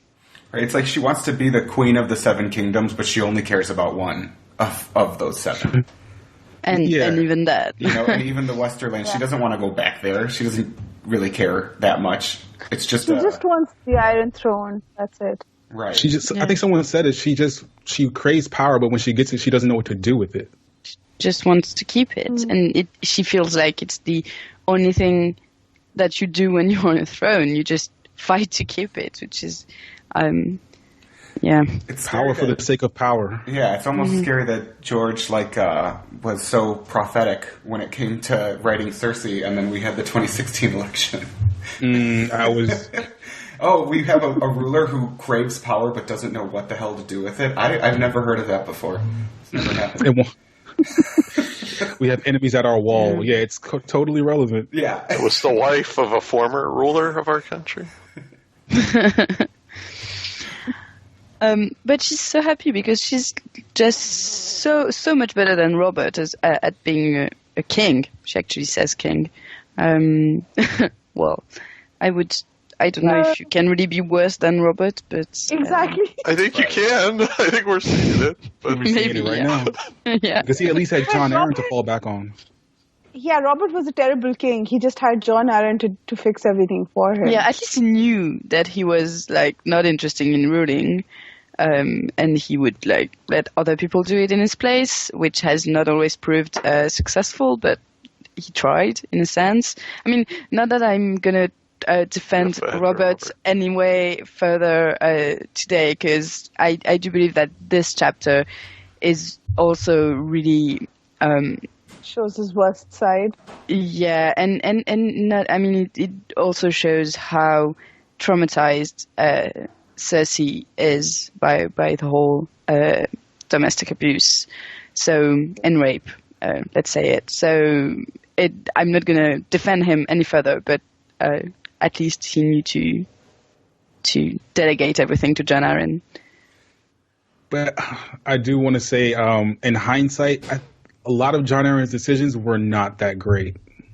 Agree, but they're better than here. But better than here. But they're bad too. I agree that they're bad. Because he gave Robert Cersei. He also put Littlefinger, and I think the Robert Cersei thing is an understandable marriage. I think it. I mean, that it didn't work out is both their faults. Robert's fault primarily, but the plan is not bad. Well, it's not. It's not. It's not just that it didn't work out. I mean, on the political side of things, you could just see that idea that he wanted to. I mean, Jon Arryn wanted to have the Westerlands, and that's how he did it. And it wasn't such a bad plan, but it did. I think. Well, we've discussed this. We know that. I mean, we've said that Cersei wasn't quite the greatest beforehand, but Robert's abuse was definitely a tipping point in her psychological state, I believe. That falls on Robert for messing that marriage up, not Jon Arryn. Definitely. Yeah, it's definitely Absolutely. Robert. Completely agree. I think he did ruin it, but I think it was still doomed in different. I think it would have been doomed if he didn't abuse her. It would have been different. No, I wouldn't have broken the whole continent. I'm sorry. I disagree because Cersei was very ambitious and she wanted to marry the king.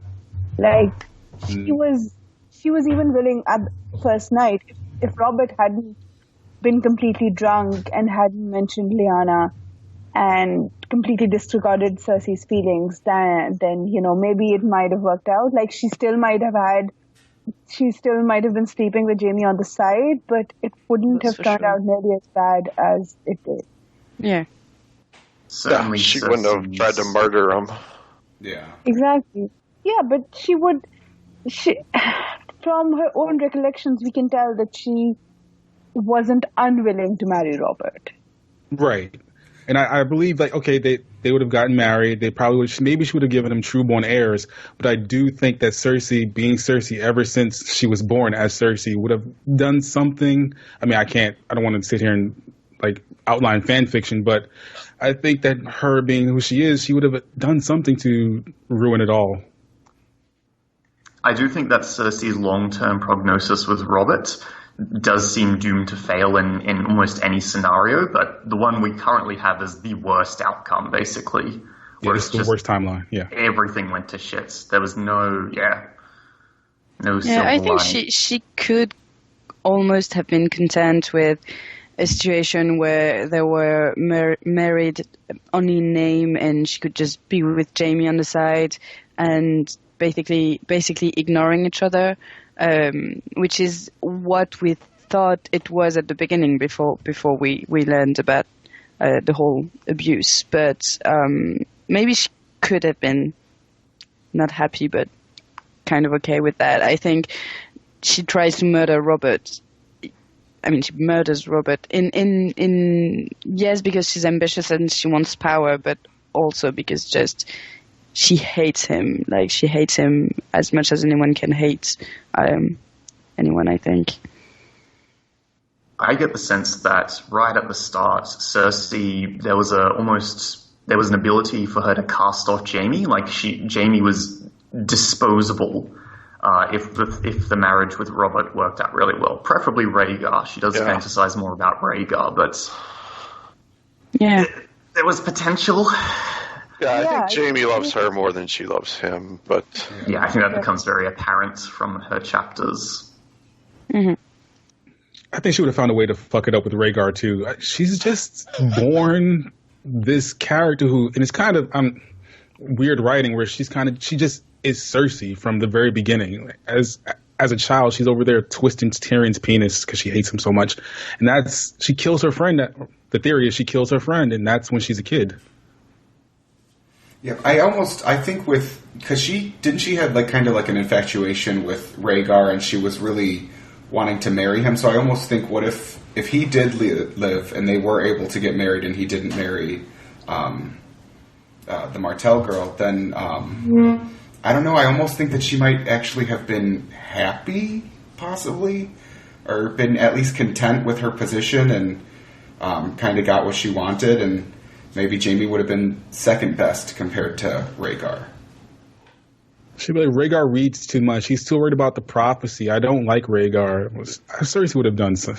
Yeah, I realize I'm kind of contradicting myself, but I kind of do agree, actually. It's just she thought she would be happy with Rhaegar, and maybe she thought she could be okay with marrying Robert as well, but it would probably not have lasted that long. She would have been disappointing in some way, but still, that's like what we're witnessing here is like the worst of all scenarios. Could you imagine how terrible their kids would be if it was like the bad flip of the coin with the Targaryen plus like? Oh my god, Targaryen is like, horrible. It would have been a bunch of little baby Maegors running around. Evil, well, I mean, little shits. Yeah. Joffrey is already quite terrible. I'm not sure. No, they get like 1 out of 3, right. Though. Yeah, but Joffrey with like the madness of Aerys, you know, it could have been just way bad. With dragon dreams and the ability to ride a dragon, it would have been terrible. Right. Yeah, I think Rhaegar and Cersei deserve each other myself. Whoa. Why is that? Because they're both horrible people, I think. I need more of Rhaegar before I judge him harshly. A lot of people blame him for the not War of Five Kings, he's dead. They blame him for Robert's Rebellion and all that, but I think there's more to that story. It's definitely not, it doesn't look good for him now, but I think there might be more that paints him in a more sympathetic light. I definitely don't think he deserves Cersei. No one does. Yeah, I mean, it also just depends on who's remembering him, right? Like, it just depends on how they felt about him, because some people say that he was so gentle and great, and then you hear it from, Robert, and he was just a monster of a person. Well, Robert tends to take things to the extreme anyway. No, he doesn't. When it comes to his lady love, Lyanna. Yeah. Yeah, I feel like Cersei... I don't know if Cersei would have been quite as bad of a person if it hadn't been for the abuse from Robert. Like, that's definitely... Because we're seeing Cersei now. Like, Cersei was never a good person, but I just think that might have made her even worse. Oh, yeah, definitely. She's been maximally damaged. Yeah, so I think we can blame that part of Cersei to Robert, too. Yeah, I guess it's like when you watch a documentary about a serial killer. Like all the things as a kid, they're like, those were kind of some warning signs, but it wasn't as bad until you found out that he killed 70 people. Now I get it, That's kind of how it is with Cersei. All the crap. Speaking of serial killers, this was kind of a tone that I got reading these Cersei chapters, how willing she is to just kill people, and kill her allies to get what she wants. Loras is obviously one of them in this chapter, but then with Felice... And she's not only killing them, she knows what Qyburn is doing to them. It's just that awful. It baffled me, really. I shouldn't be surprised by anything with Cersei, but I felt really bad reading that. It's just she gives him those poor people... to be tortured, and I don't even want to... I don't even think Cersei was being... I think Cersei showed some truly psychopathic behavior. She didn't care what Felice was thinking. She was simply annoyed with Felice, so she handed her over to Qyburn. She didn't care about anything. And I don't get why she did it, because Felice, it's not like all she did was reveal that Cersei has it out for Bronn. She didn't do anything that really jeopardized Cersei's position as queen. I mean, Cersei could have just had Felice chill in a chamber somewhere while she sent an army to Stokeworth. Now she has a legitimate reason to attack Bronn, I think. And I feel like she missed the point there by sending Felice to Qyburn. And Felice herself is so valuable, to win back Stokeworth in a legitimate manner. So yeah, it's very short-sighted. Yeah, so I accidentally read the next Cersei chapter, and she wants to get her back. Because she figures out that she's like, hey, Qyburn, is she still around? Or... How's Felice feeling? So in Cersei's defense, it won't be long, when she does later think of Felice in this chapter and in the next one, she has a bit of trouble thinking about it. She doesn't actively want to think about what she has done. Now, this obviously isn't her saying, I regret the actions that I've done, it was wrong. But I would say there is the smallest bit of a conscience here where she realizes she's done something pretty horrible and she just wants to put it out of her mind, which I would say distinguishes her from someone like the Mountain. Because I think she actually saw or got a glimpse of what, I think she says the foul thing kept beneath the Red Keep. I think she's seen maybe just a touch of what Qyburn is doing, so that kind of makes her stomach roil, but at the same time I think she sends more people to him.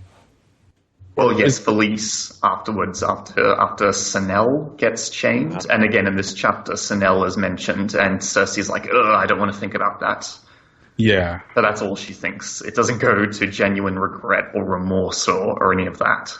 So it's a moment of showing sympathy, but it's very brief, and that she just moves on to the next cup of wine. Yeah, it's not even that she's uncomfortable with it. She's simply annoyed with it. Like, she's just, I would say it makes her uncomfortable. I just be it's rid more of an these annoyance. people. But anyway, Cersei's a monster. No, she's entertaining, though. I don't recall, but does anybody in future chapters bring up Sanel or Felice or, hey, where are they? What have they been up to? Or is it just kind of like completely move on from No one cares about these people. No one cares about Lolly Stokeworth is just like happy that she's, I guess, alive. And right, because she's still with Bronn, right? Mm-hmm. That's Bronn's way to get the castle. Yeah. Loras is not all there anyway, so right. I think she'd be asking, and the mother dies, I think, like right after, doesn't she? Mm-hmm. Yeah, she's like broke a hip or something, right? Yeah.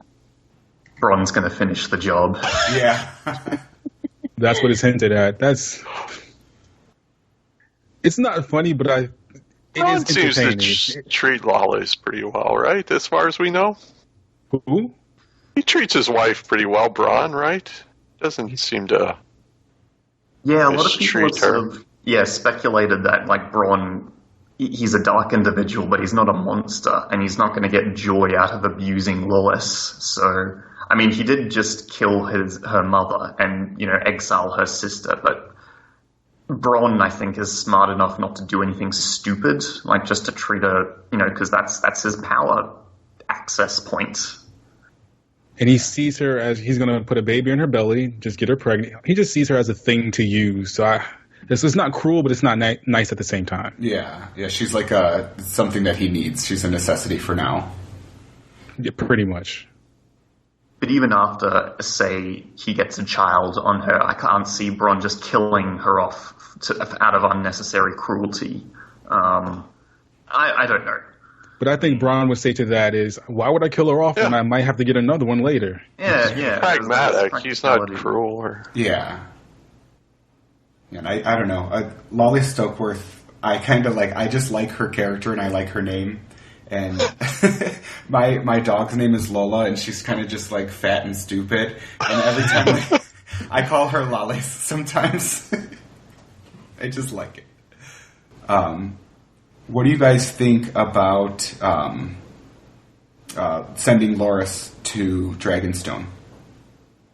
Good move. Bad idea. Bad move. I think it's a bad idea because when he left, he took a sizable number of Lannister forces. I think it was mentioned specifically that they were Lannister men, and then using them in the attack, it sounded like he staged it so that he would kill. A lot of them would be killed off.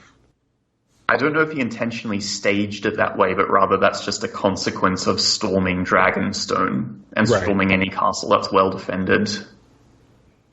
And I mean, besides saying that she took Dragonstone, like, what's the significance of wanting to get that piece of land? Like, it's not it's not like something with great resources or anything like that. Is it just to say, basically to rub it in Stannis' face to say that she got it?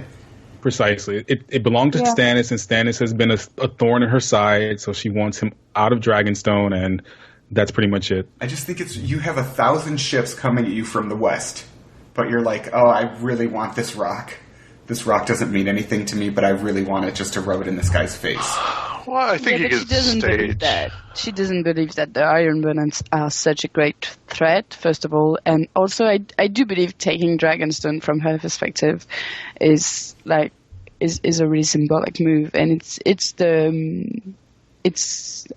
Stannis's hold, so it is important to assert her power in the Iron Throne. In the face of 1,000 invading ships, is it that important? Like Stannis, it's not like Stannis is going to come back and claim it like right away. He's stuck in the north. He's not coming back. She's not even there.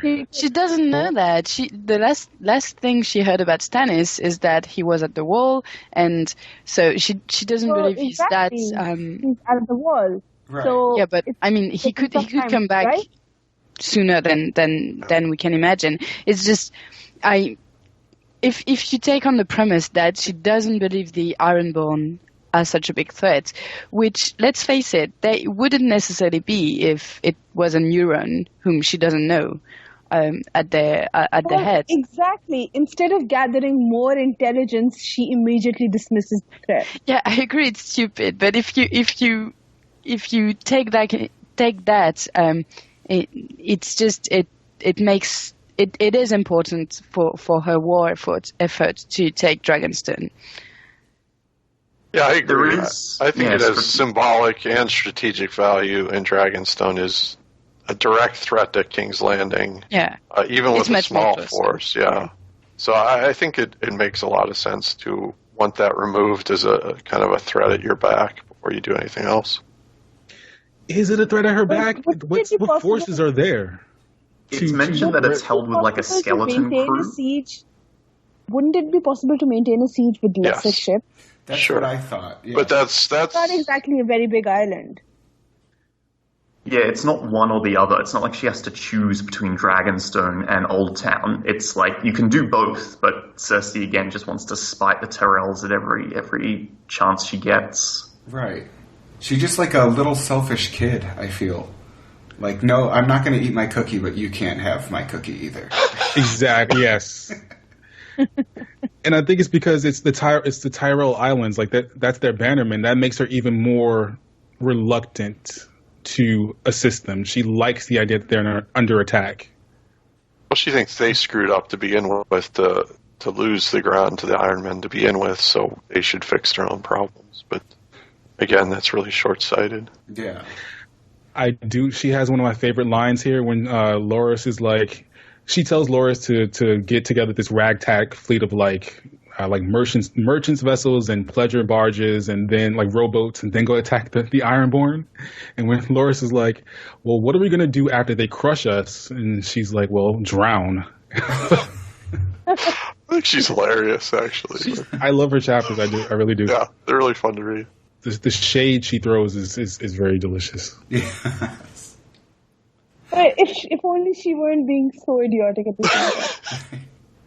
Well, and with Cersei, it's hard for me to understand, like, when did she go from playing the long game to playing this, step-by-step short game?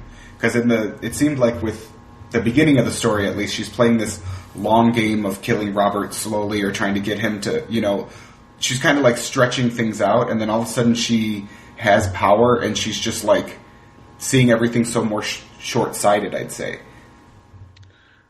See, I wonder if she was I wonder if she went from playing the long game because she had several short-sighted plans to kill him. It seemed. I think her plan was just kill Robert, and she just didn't really. Melee battle. Maybe he, drinks himself to death. There was going to be a rogue knight that struck him in the head and killed him, according to Varys. Yeah, I feel like her plans have always been terrible. We just didn't know it until we got into her head how bad they were, though. I would say the two events that sort of changed her was coming into her own in A Feast for Crows, where now she has completely unrestricted access to power, and Joffrey's death, which I think it's the last string that's fucked or shattered or whatever. That's true, because now it seems like the Maggie the Frog prophecy is actually coming true, so she has to amp it up and start doing things faster. Yeah, I just feel bad for her other kids too, that she like put the most love into the worst, most evil one, and then the two that are actually like little sweethearts, she just treats like shit. Well, that's what Cersei's love does. That's true, actually. It corrupts you. Or I guess Myrcella she likes a little bit more than Tommen. She does love Stella, and she does love Tommen. She doesn't understand. She doesn't want to understand how gentle he is and why he likes animals. Like she does love him. She just doesn't understand him. Yeah, I think the death of Joffrey kind of twisted. Like she's so afraid and paranoid too that they're going to be taken from her as well, that it kind of affects how she treats Tommen, especially that we see.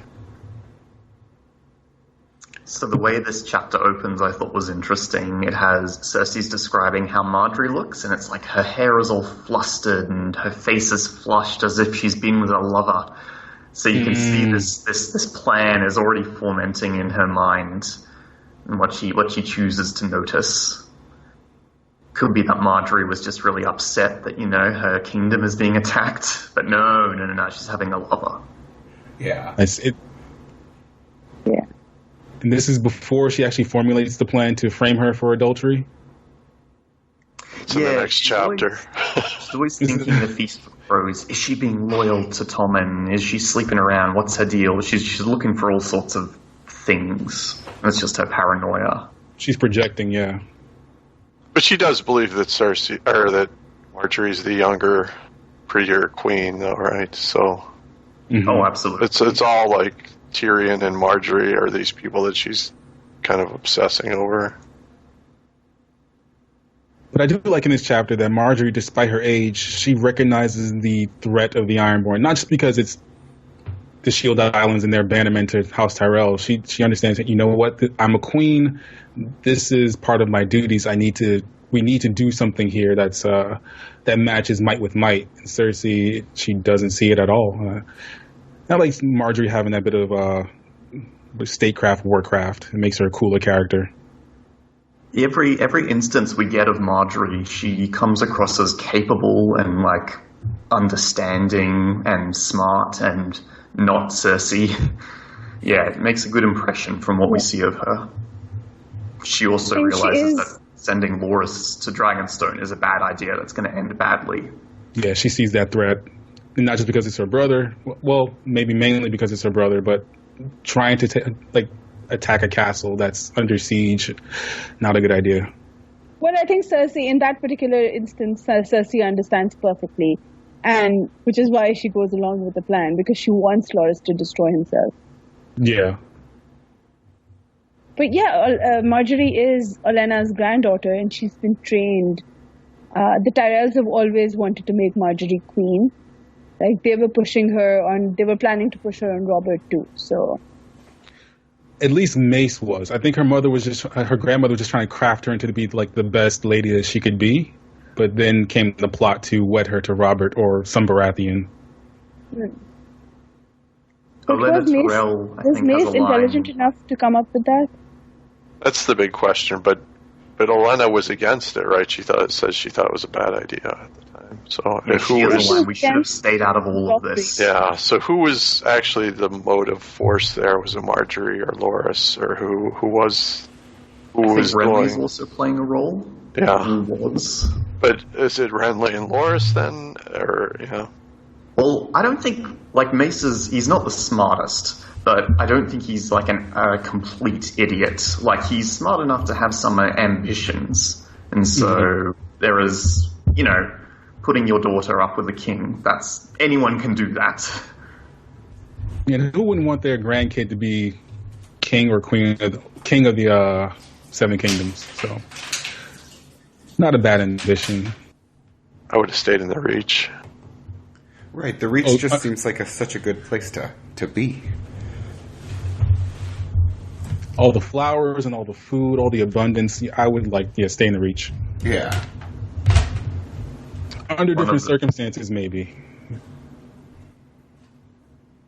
One of the things that Olenna mentions is that Mace has a bit of a chip on his shoulder, and sort of all the Tyrells do, in that they're sort of viewed as up-jumped stewards, and that they were never kings and queens in their own right.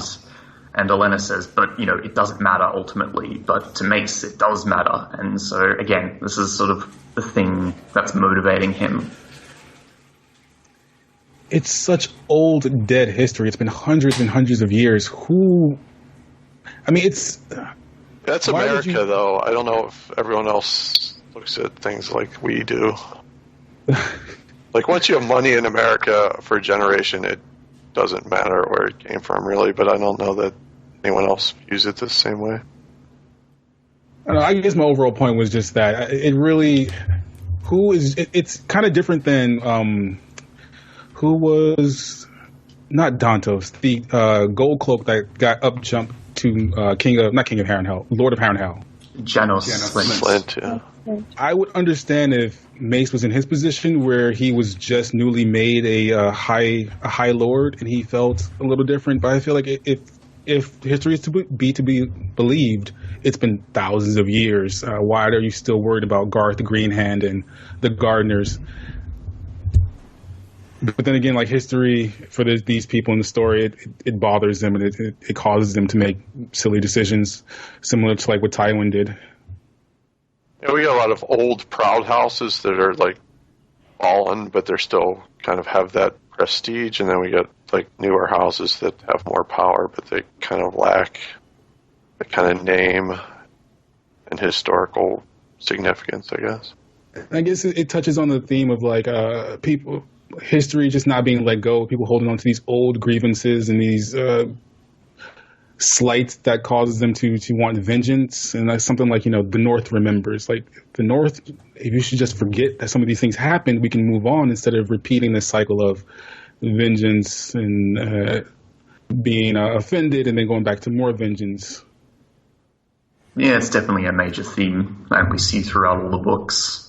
Like with the Blackwoods and the Brackens, and I think I forget his name. I always forget his Hoster Tully. He's like, we don't know when this started, but it just keeps the cycle just keeps going, and it doesn't seem like we're ever going to stop. Yeah, it's almost with the whole like old money, I guess, versus new, or like old royalty versus new up jump house. It reminds me of like the Great Gatsby with West Egg and East Egg, and like Mace Tyrell is Gatsby, and he just wants to be considered old money and be considered prestigious, but people aren't going to see him that way. People aren't going to see him very long because he's in bed with the Lannisters, so death is around the corner for you, sir.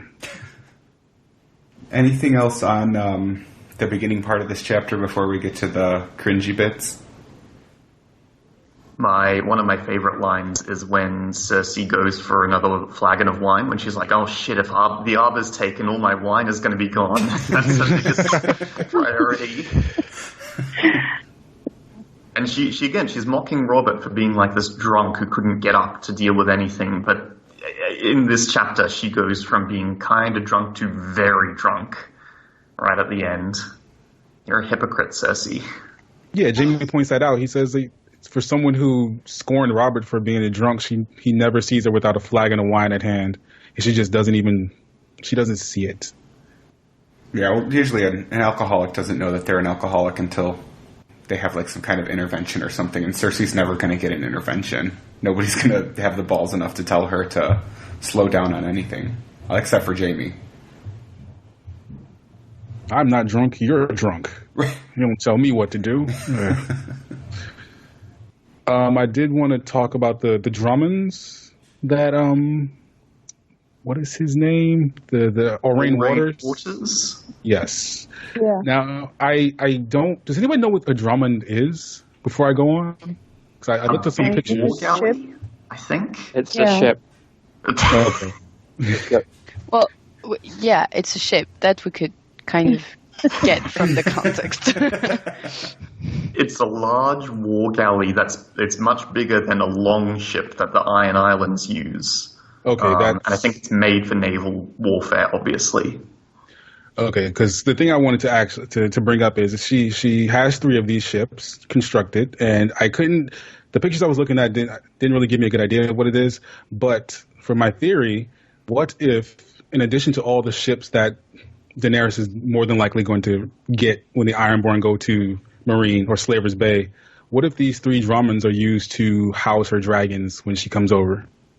Can they fit in there? Is that what a Drummond is?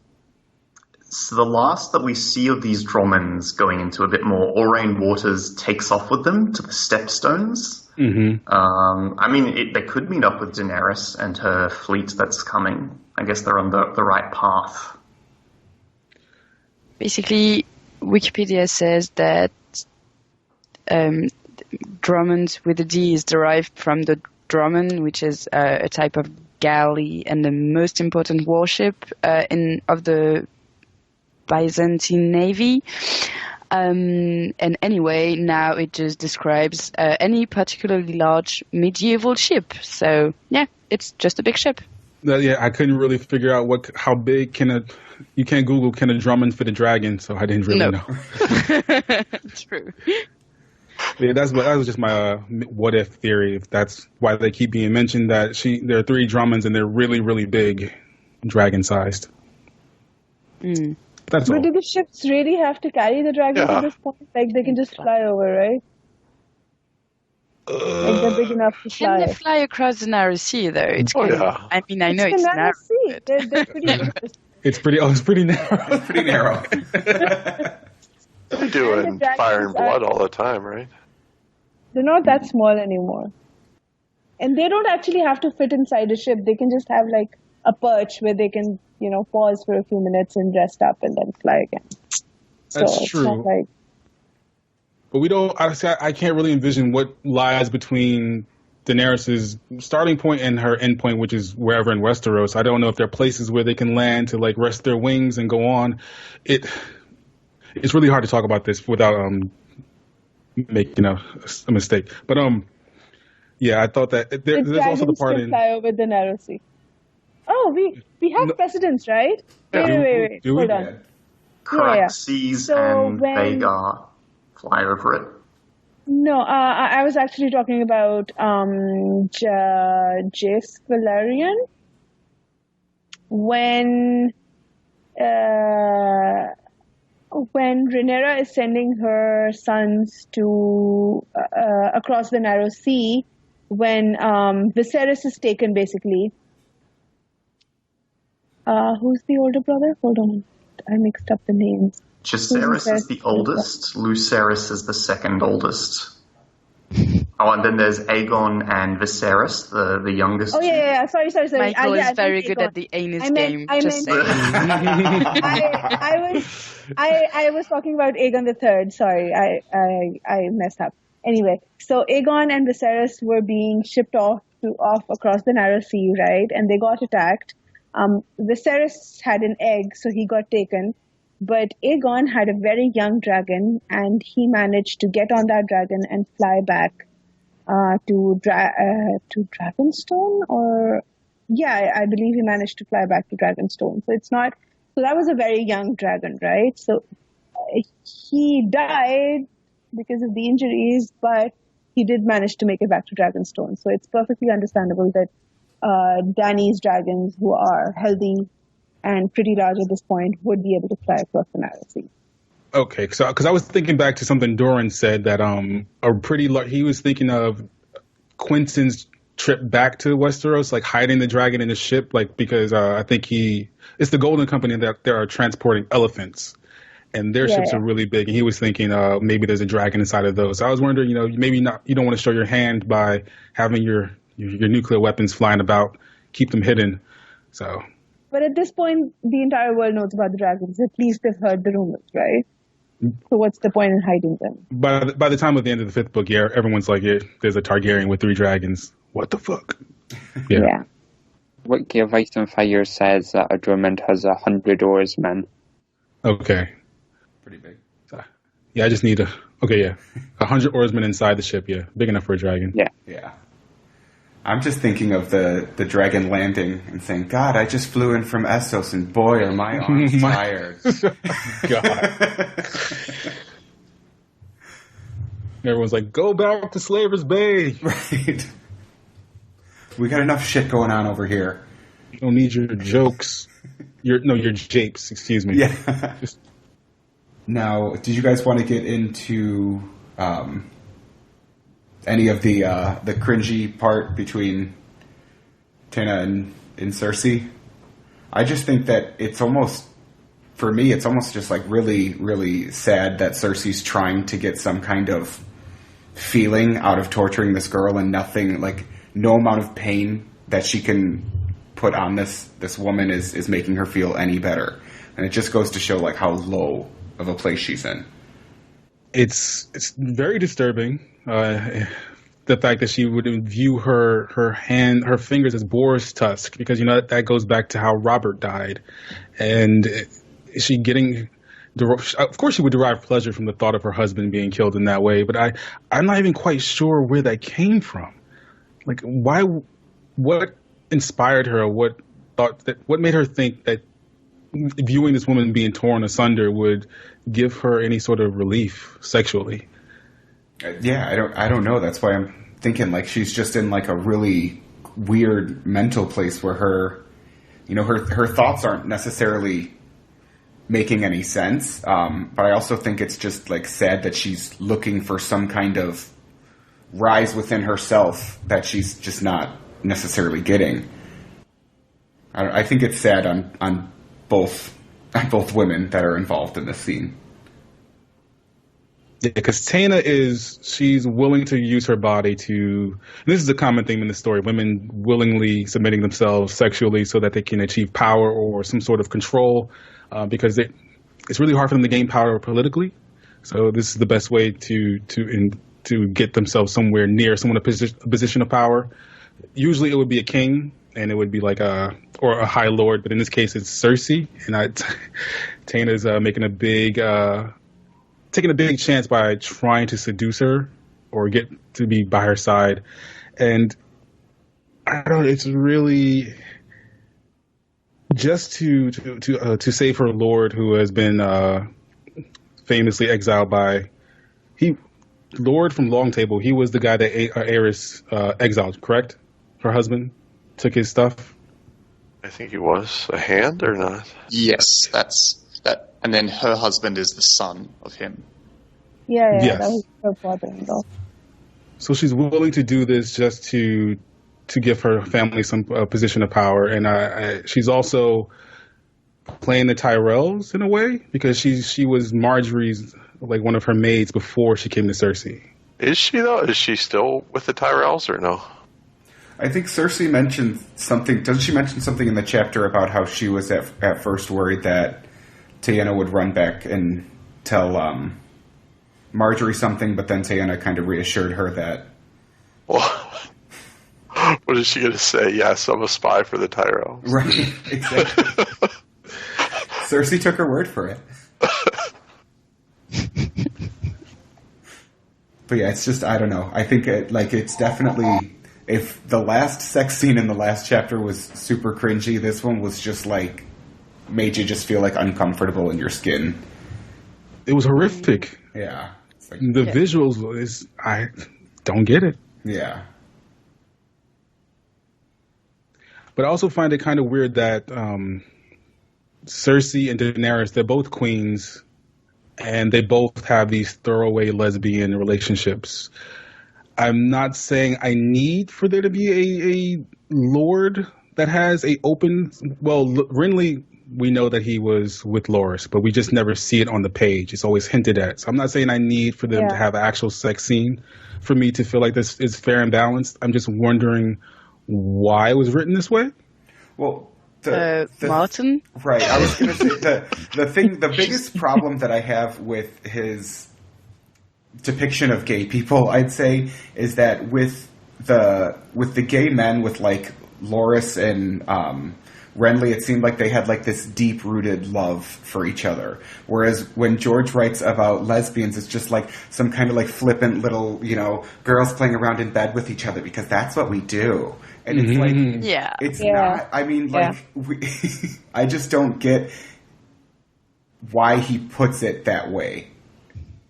Don't we see in like Fire and Blood, we see some long-term lesbian relationships, or it's never actual lesbian. Is it? In but Fire again, and Blood? we don't see those explicitly, right? Right. Well, yeah, but that's just the nature of Fire and Blood, though. Right. Well, I mean, it's mentioned that she has her favorites, and she kind of goes from one person being her favorite for a couple years to switching to someone else, but it doesn't necessarily say that they had this love for each other. Like, it seemed when when Loras had his line about the candle, talking about Renly, it was like you could tell that there was like this deep-rooted love for one another, and you get that with none of the lesbian relationships in this series.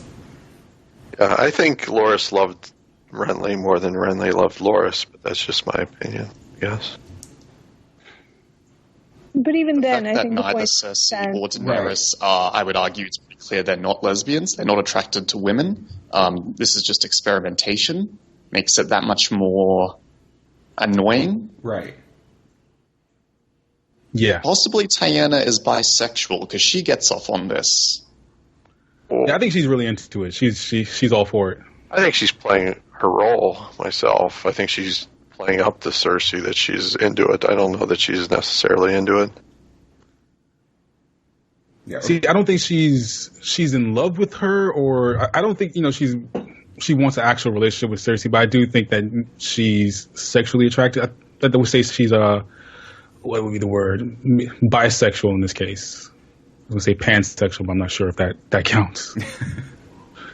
Yeah, I mean, even if Tyanna did, enjoy it, even though that seems crazy to have enjoyed that, but even if she was into it, it just still seems like, he doesn't put any kind of like heart, I'd say, behind the relationships between Cersei and Tyanna or Daenerys and the people that share her bed. We even get that line, I think, later in this book, or maybe earlier, where the Tyrell cousins, Marjorie and her cousins, are talking. They're like, sometimes they stay up late and they play the kissing game with each other because they gossip and tell stories, and when they have pillow fights and get undressed and kiss each other. Right, exactly. Yeah, and they're all in their silk little nighties, and they play.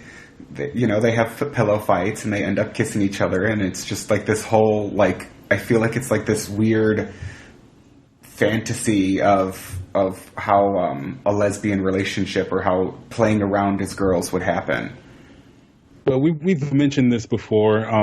It was written, this was like the early 2000s. I guess maybe that's not a good excuse, but moving forward in the series, it does seem like he's trying to do better. Yeah. I know it's been beaten to death, but George just has a weird thing about sex, I think. His depiction of sex is strange. I'd be fine with no more sex scenes in the rest of the series. Agreed. Yeah, we don't need 100%. Oh. No, we could just have like a throwaway line of like, "Oh, last night was great. I enjoyed it." That works. Sand, maybe. I had to change my sheets last night, something like that, but nothing crazy.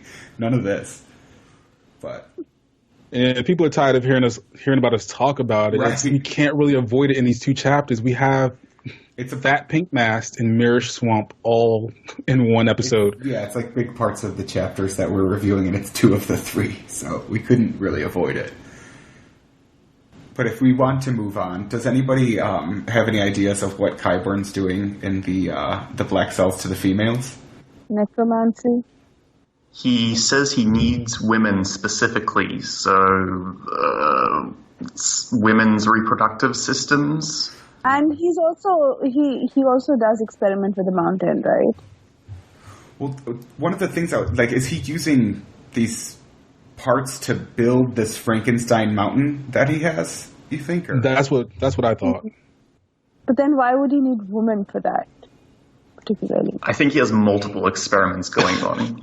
He's learning bits and pieces. He's not just doing one thing. From each of these aspects. Again, going to the next chapter, Qyburn mentions that Felice can no longer feed herself, which I don't think we're ever meant to figure out what exactly that means. It's just meant to be like horrible and awful, but like, does she have no mouth? Does she have no hands now? What the fuck's going on?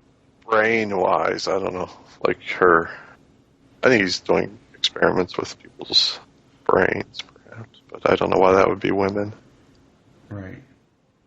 Like if she's just like a vegetable at that point. Well, and the fact that it's being done in the black cells, how much like good research can you do in that dark of a place? Medical research. I mean, you can only light so many candles. Well, I don't think Qyburn is doing this for medical research. He's not trying to cure cancer or anything. Right. I mean, I think it's.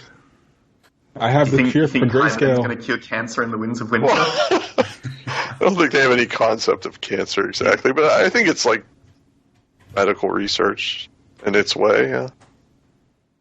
Just medical research in necromancy. See, you guys say that he's doing it on women particularly. I know he does. They arrest some puppeteers. Were they mentioned as being an all-female troupe? There's men and women. So he's also experimenting on men, but he also says to Cersei, "Oh, I would like a woman if that's fine." And so some of the puppeteers were women. Okay, but it's not just women. Because I remember him saying that he was in trouble because he opened up the living to understand the dead. So I always interpreted that to mean that in this situation he's opening up these living people and studying them and using what he learns and maybe even pieces from the living to reanimate the mountain. Yeah, I feel like it has to tie in. Yeah, I feel like it has to tie in at least to what the mountain has become. I feel like, yeah, again, all of these experiments that he's doing, he's expanding his knowledge in the black sciences, and this in turn is helping him to reanimate Gregor in whatever form he is in. Do we think that Gregor actually ever like fully died? Because wasn't he suffering for a really long time? Like, do you think his heart actually stopped and his body fully shut down, or is he just kind of, I guess, like replacing bad parts as we go? You know? Yeah, that's a good point. Yeah, because we never hear that he died. I mean, they say he took his head off, but they mention with the new Sir Robert Strong that he doesn't shit or he doesn't eat. He doesn't do things that living people do, which makes me think that he is reanimated. That's just my hunch. Oh, in this chapter, he mentions to Cersei that he has a paragon ready. So by this point, Sir Robert is geared up and ready to go, and he's so strong. Well, the arms and armor that Cersei ordered for Qyburn is so heavy that even a normal man couldn't wear it. So whatever he did to him, he increased his strength considerably. I'm really looking forward to the trial by combat that Cersei goes for when she unleashes the mountain on Gregor, whatever. And then he's going to decimate whoever goes up against him. It'll be a bloodbath. But he was super strong already. Like, what did you do to him to make him even stronger? I want to see him tear apart people. It's like he got the Captain Marvel, Captain America treatment or something. It's like he got some kind of infusion of something to make himself super strong and superhuman. Yeah. I guess make him stronger to have that mail, because it would be harder for someone to penetrate and stab him like Oberyn Martell did to the original mountain. Yeah.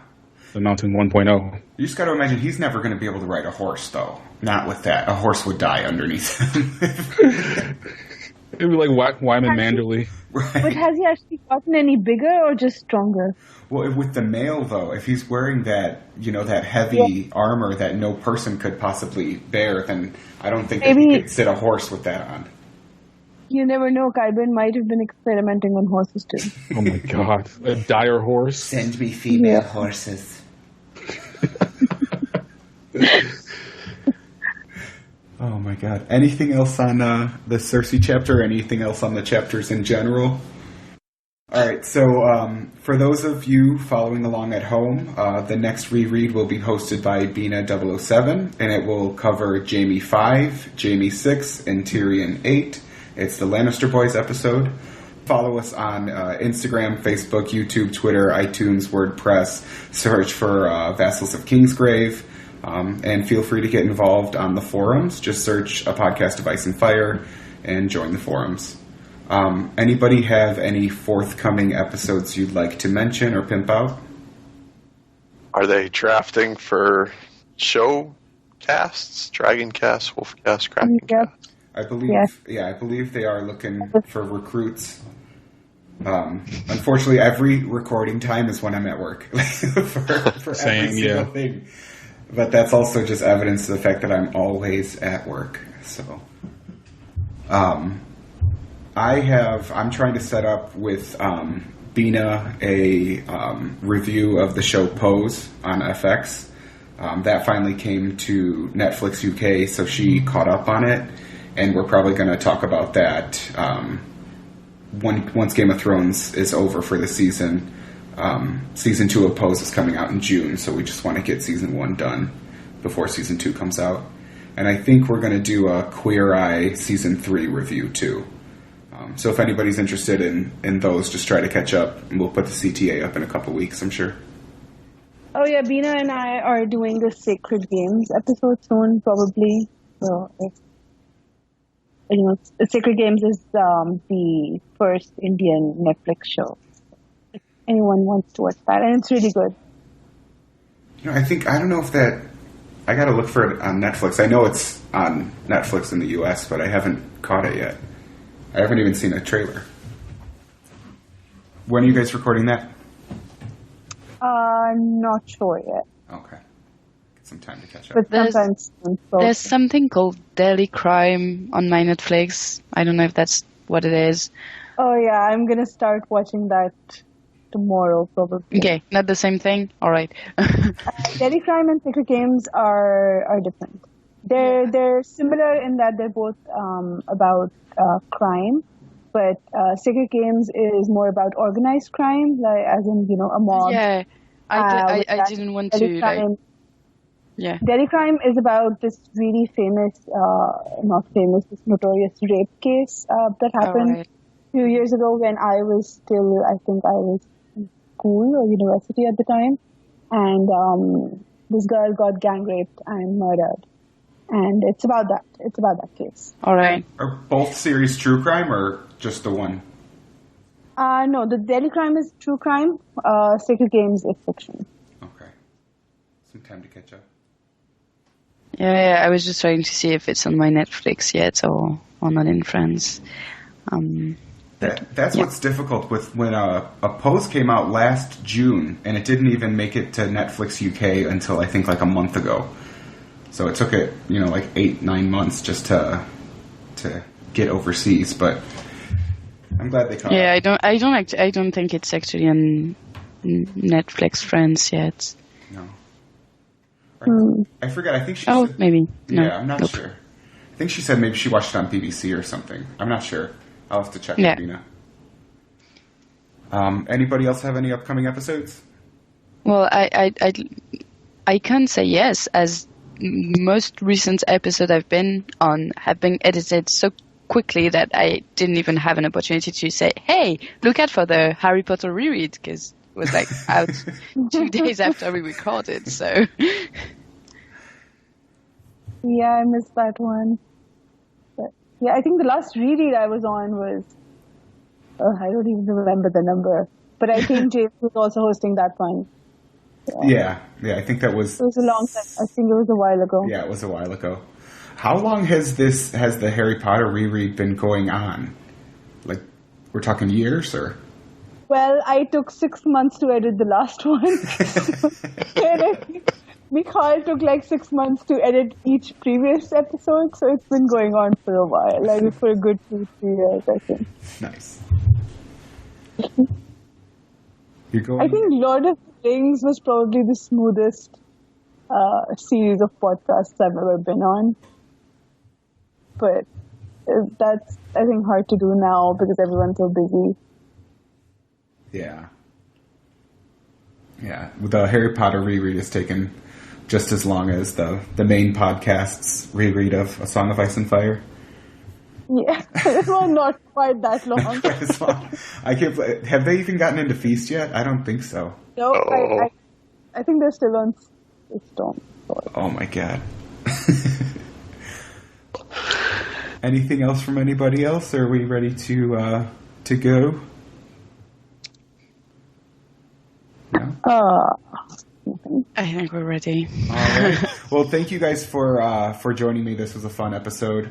And I guess I will see you guys on the forums. Thank you. All right. Thanks, James. Thanks so much. Thanks, James. No problem. Thanks, James. Talk to you guys later. Bye. Bye. Bye, everyone. Bye.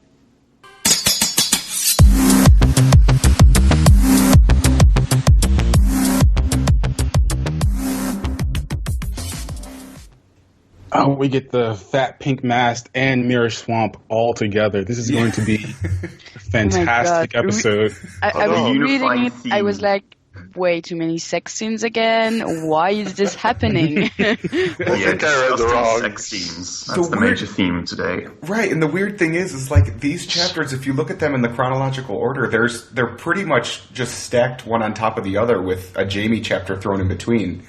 So it's not even like that sex chapters were really spread out and just linearly we got them together. It's like this is the way that George intended to publish it.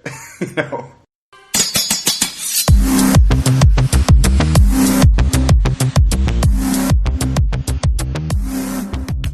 So this is the first time that I actually did the audiobook. I've never listened to Roy Dotrice's audiobook for a full chapter.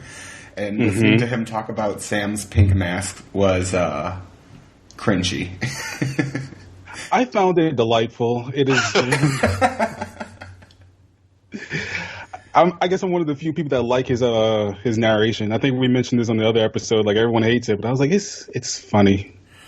I mean, I don't hate it necessarily, but it's also like people always talk about the voices that he uses and everything, and I kind of just got used to hearing people talk about that, but actually listening to Roy Dotrice do Arya's voice was like ridiculous. Yeah. He's like a little old man or something. Right. I don't know. But when he does Sam, he just like sounds like such like a dim-witted like dumbass. That's accurate. Yeah, I was about to say, that's Sam. Oh man, I hate Sam. But if you go back to, I'm glad there's someone else that hates Sam here. That's good. Because he's just so insufferable. Like I can't do anything. I don't. We'll save this gold for the podcast. Maybe, but Sam is the worst. I'm glad I'm not alone here.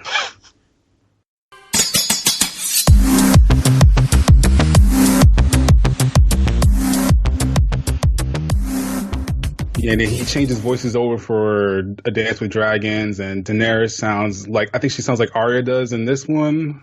It's. I don't like that in audiobooks when guys try to do women's voices and stuff. I just. Right, I almost just read the book. Right, That's my opinion. Just read it. You don't have to act out different voices. Yeah, just do a clear voice for everyone and let me do it myself. Right. Yeah. I do like his Cersei, though. I think she sounds like a very bitter drag queen that chain smokes. And I enjoy it so much. Oh, my God. I've met a couple of those. Mm-hmm.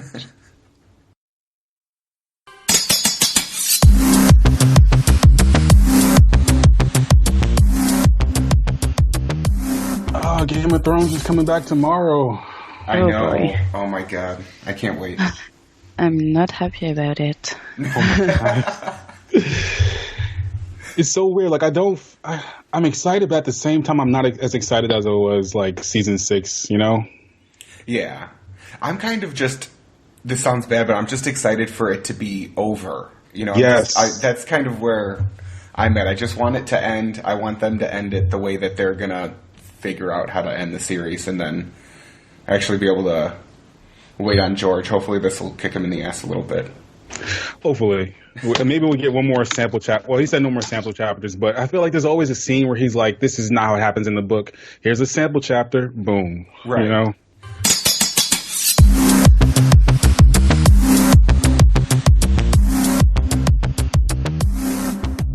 The show's about to come out. Anyone have any thoughts on that? Without going into show spoilers, obviously. We were talking a little bit in the pre-show that we kind of feel like it's kind of almost past spoilers, right, at this point, in some strange ways. Yeah. You know? Yeah, I'd still appreciate. I'm not watching the show either, but Yeah.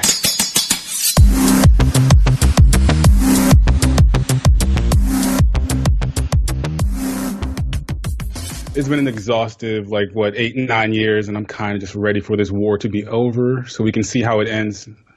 Exactly. But the thing is, this might be the last new A Song of Ice and Fire related material that we get, not knocking mortality, but, we might never get Winds and Dreams, so that's one of the reasons why I'm excited for it.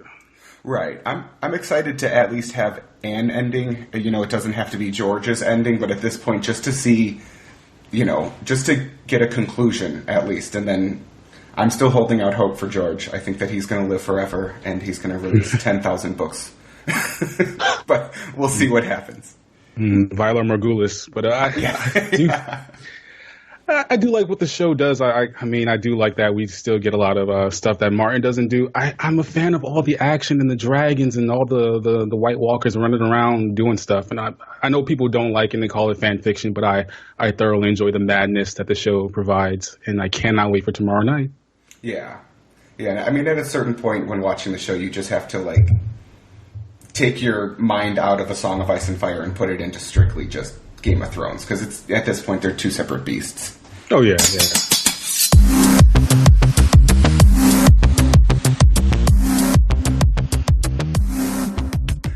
Anybody excited about the prequel show coming out? Because at least that, we won't...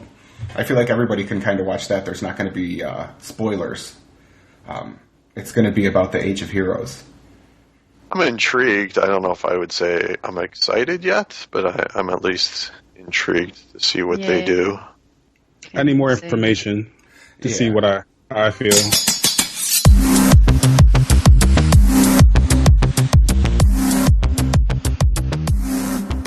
They won't have the same source material, right, that Game of Thrones started with. Right. No. So they're going to be writing everything from scratch. Yeah. Well, in defense of the show, in the early seasons, I stand by the show. They have a bunch of original scenes that don't happen in the books, like the scene with Cersei and Robert. That was some really good writing. So I think they can work in this world with just making things up as they go along. But this is completely different showrunner, right, and writers and everything. Oh, it's not D&D yet. No, it's not. No, It's so.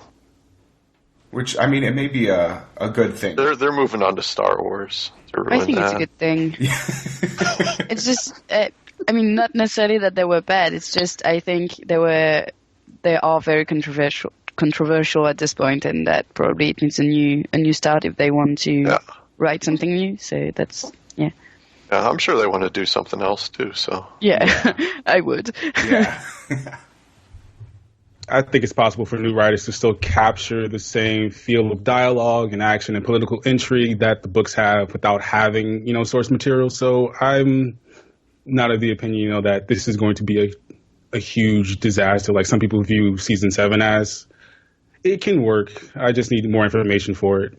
Well, we can only hope, right? At least be somewhat excited about it, and maybe we'll be disappointed, but it's still nice to have that in our future, right? Right. At least we have something to look forward to. Yeah.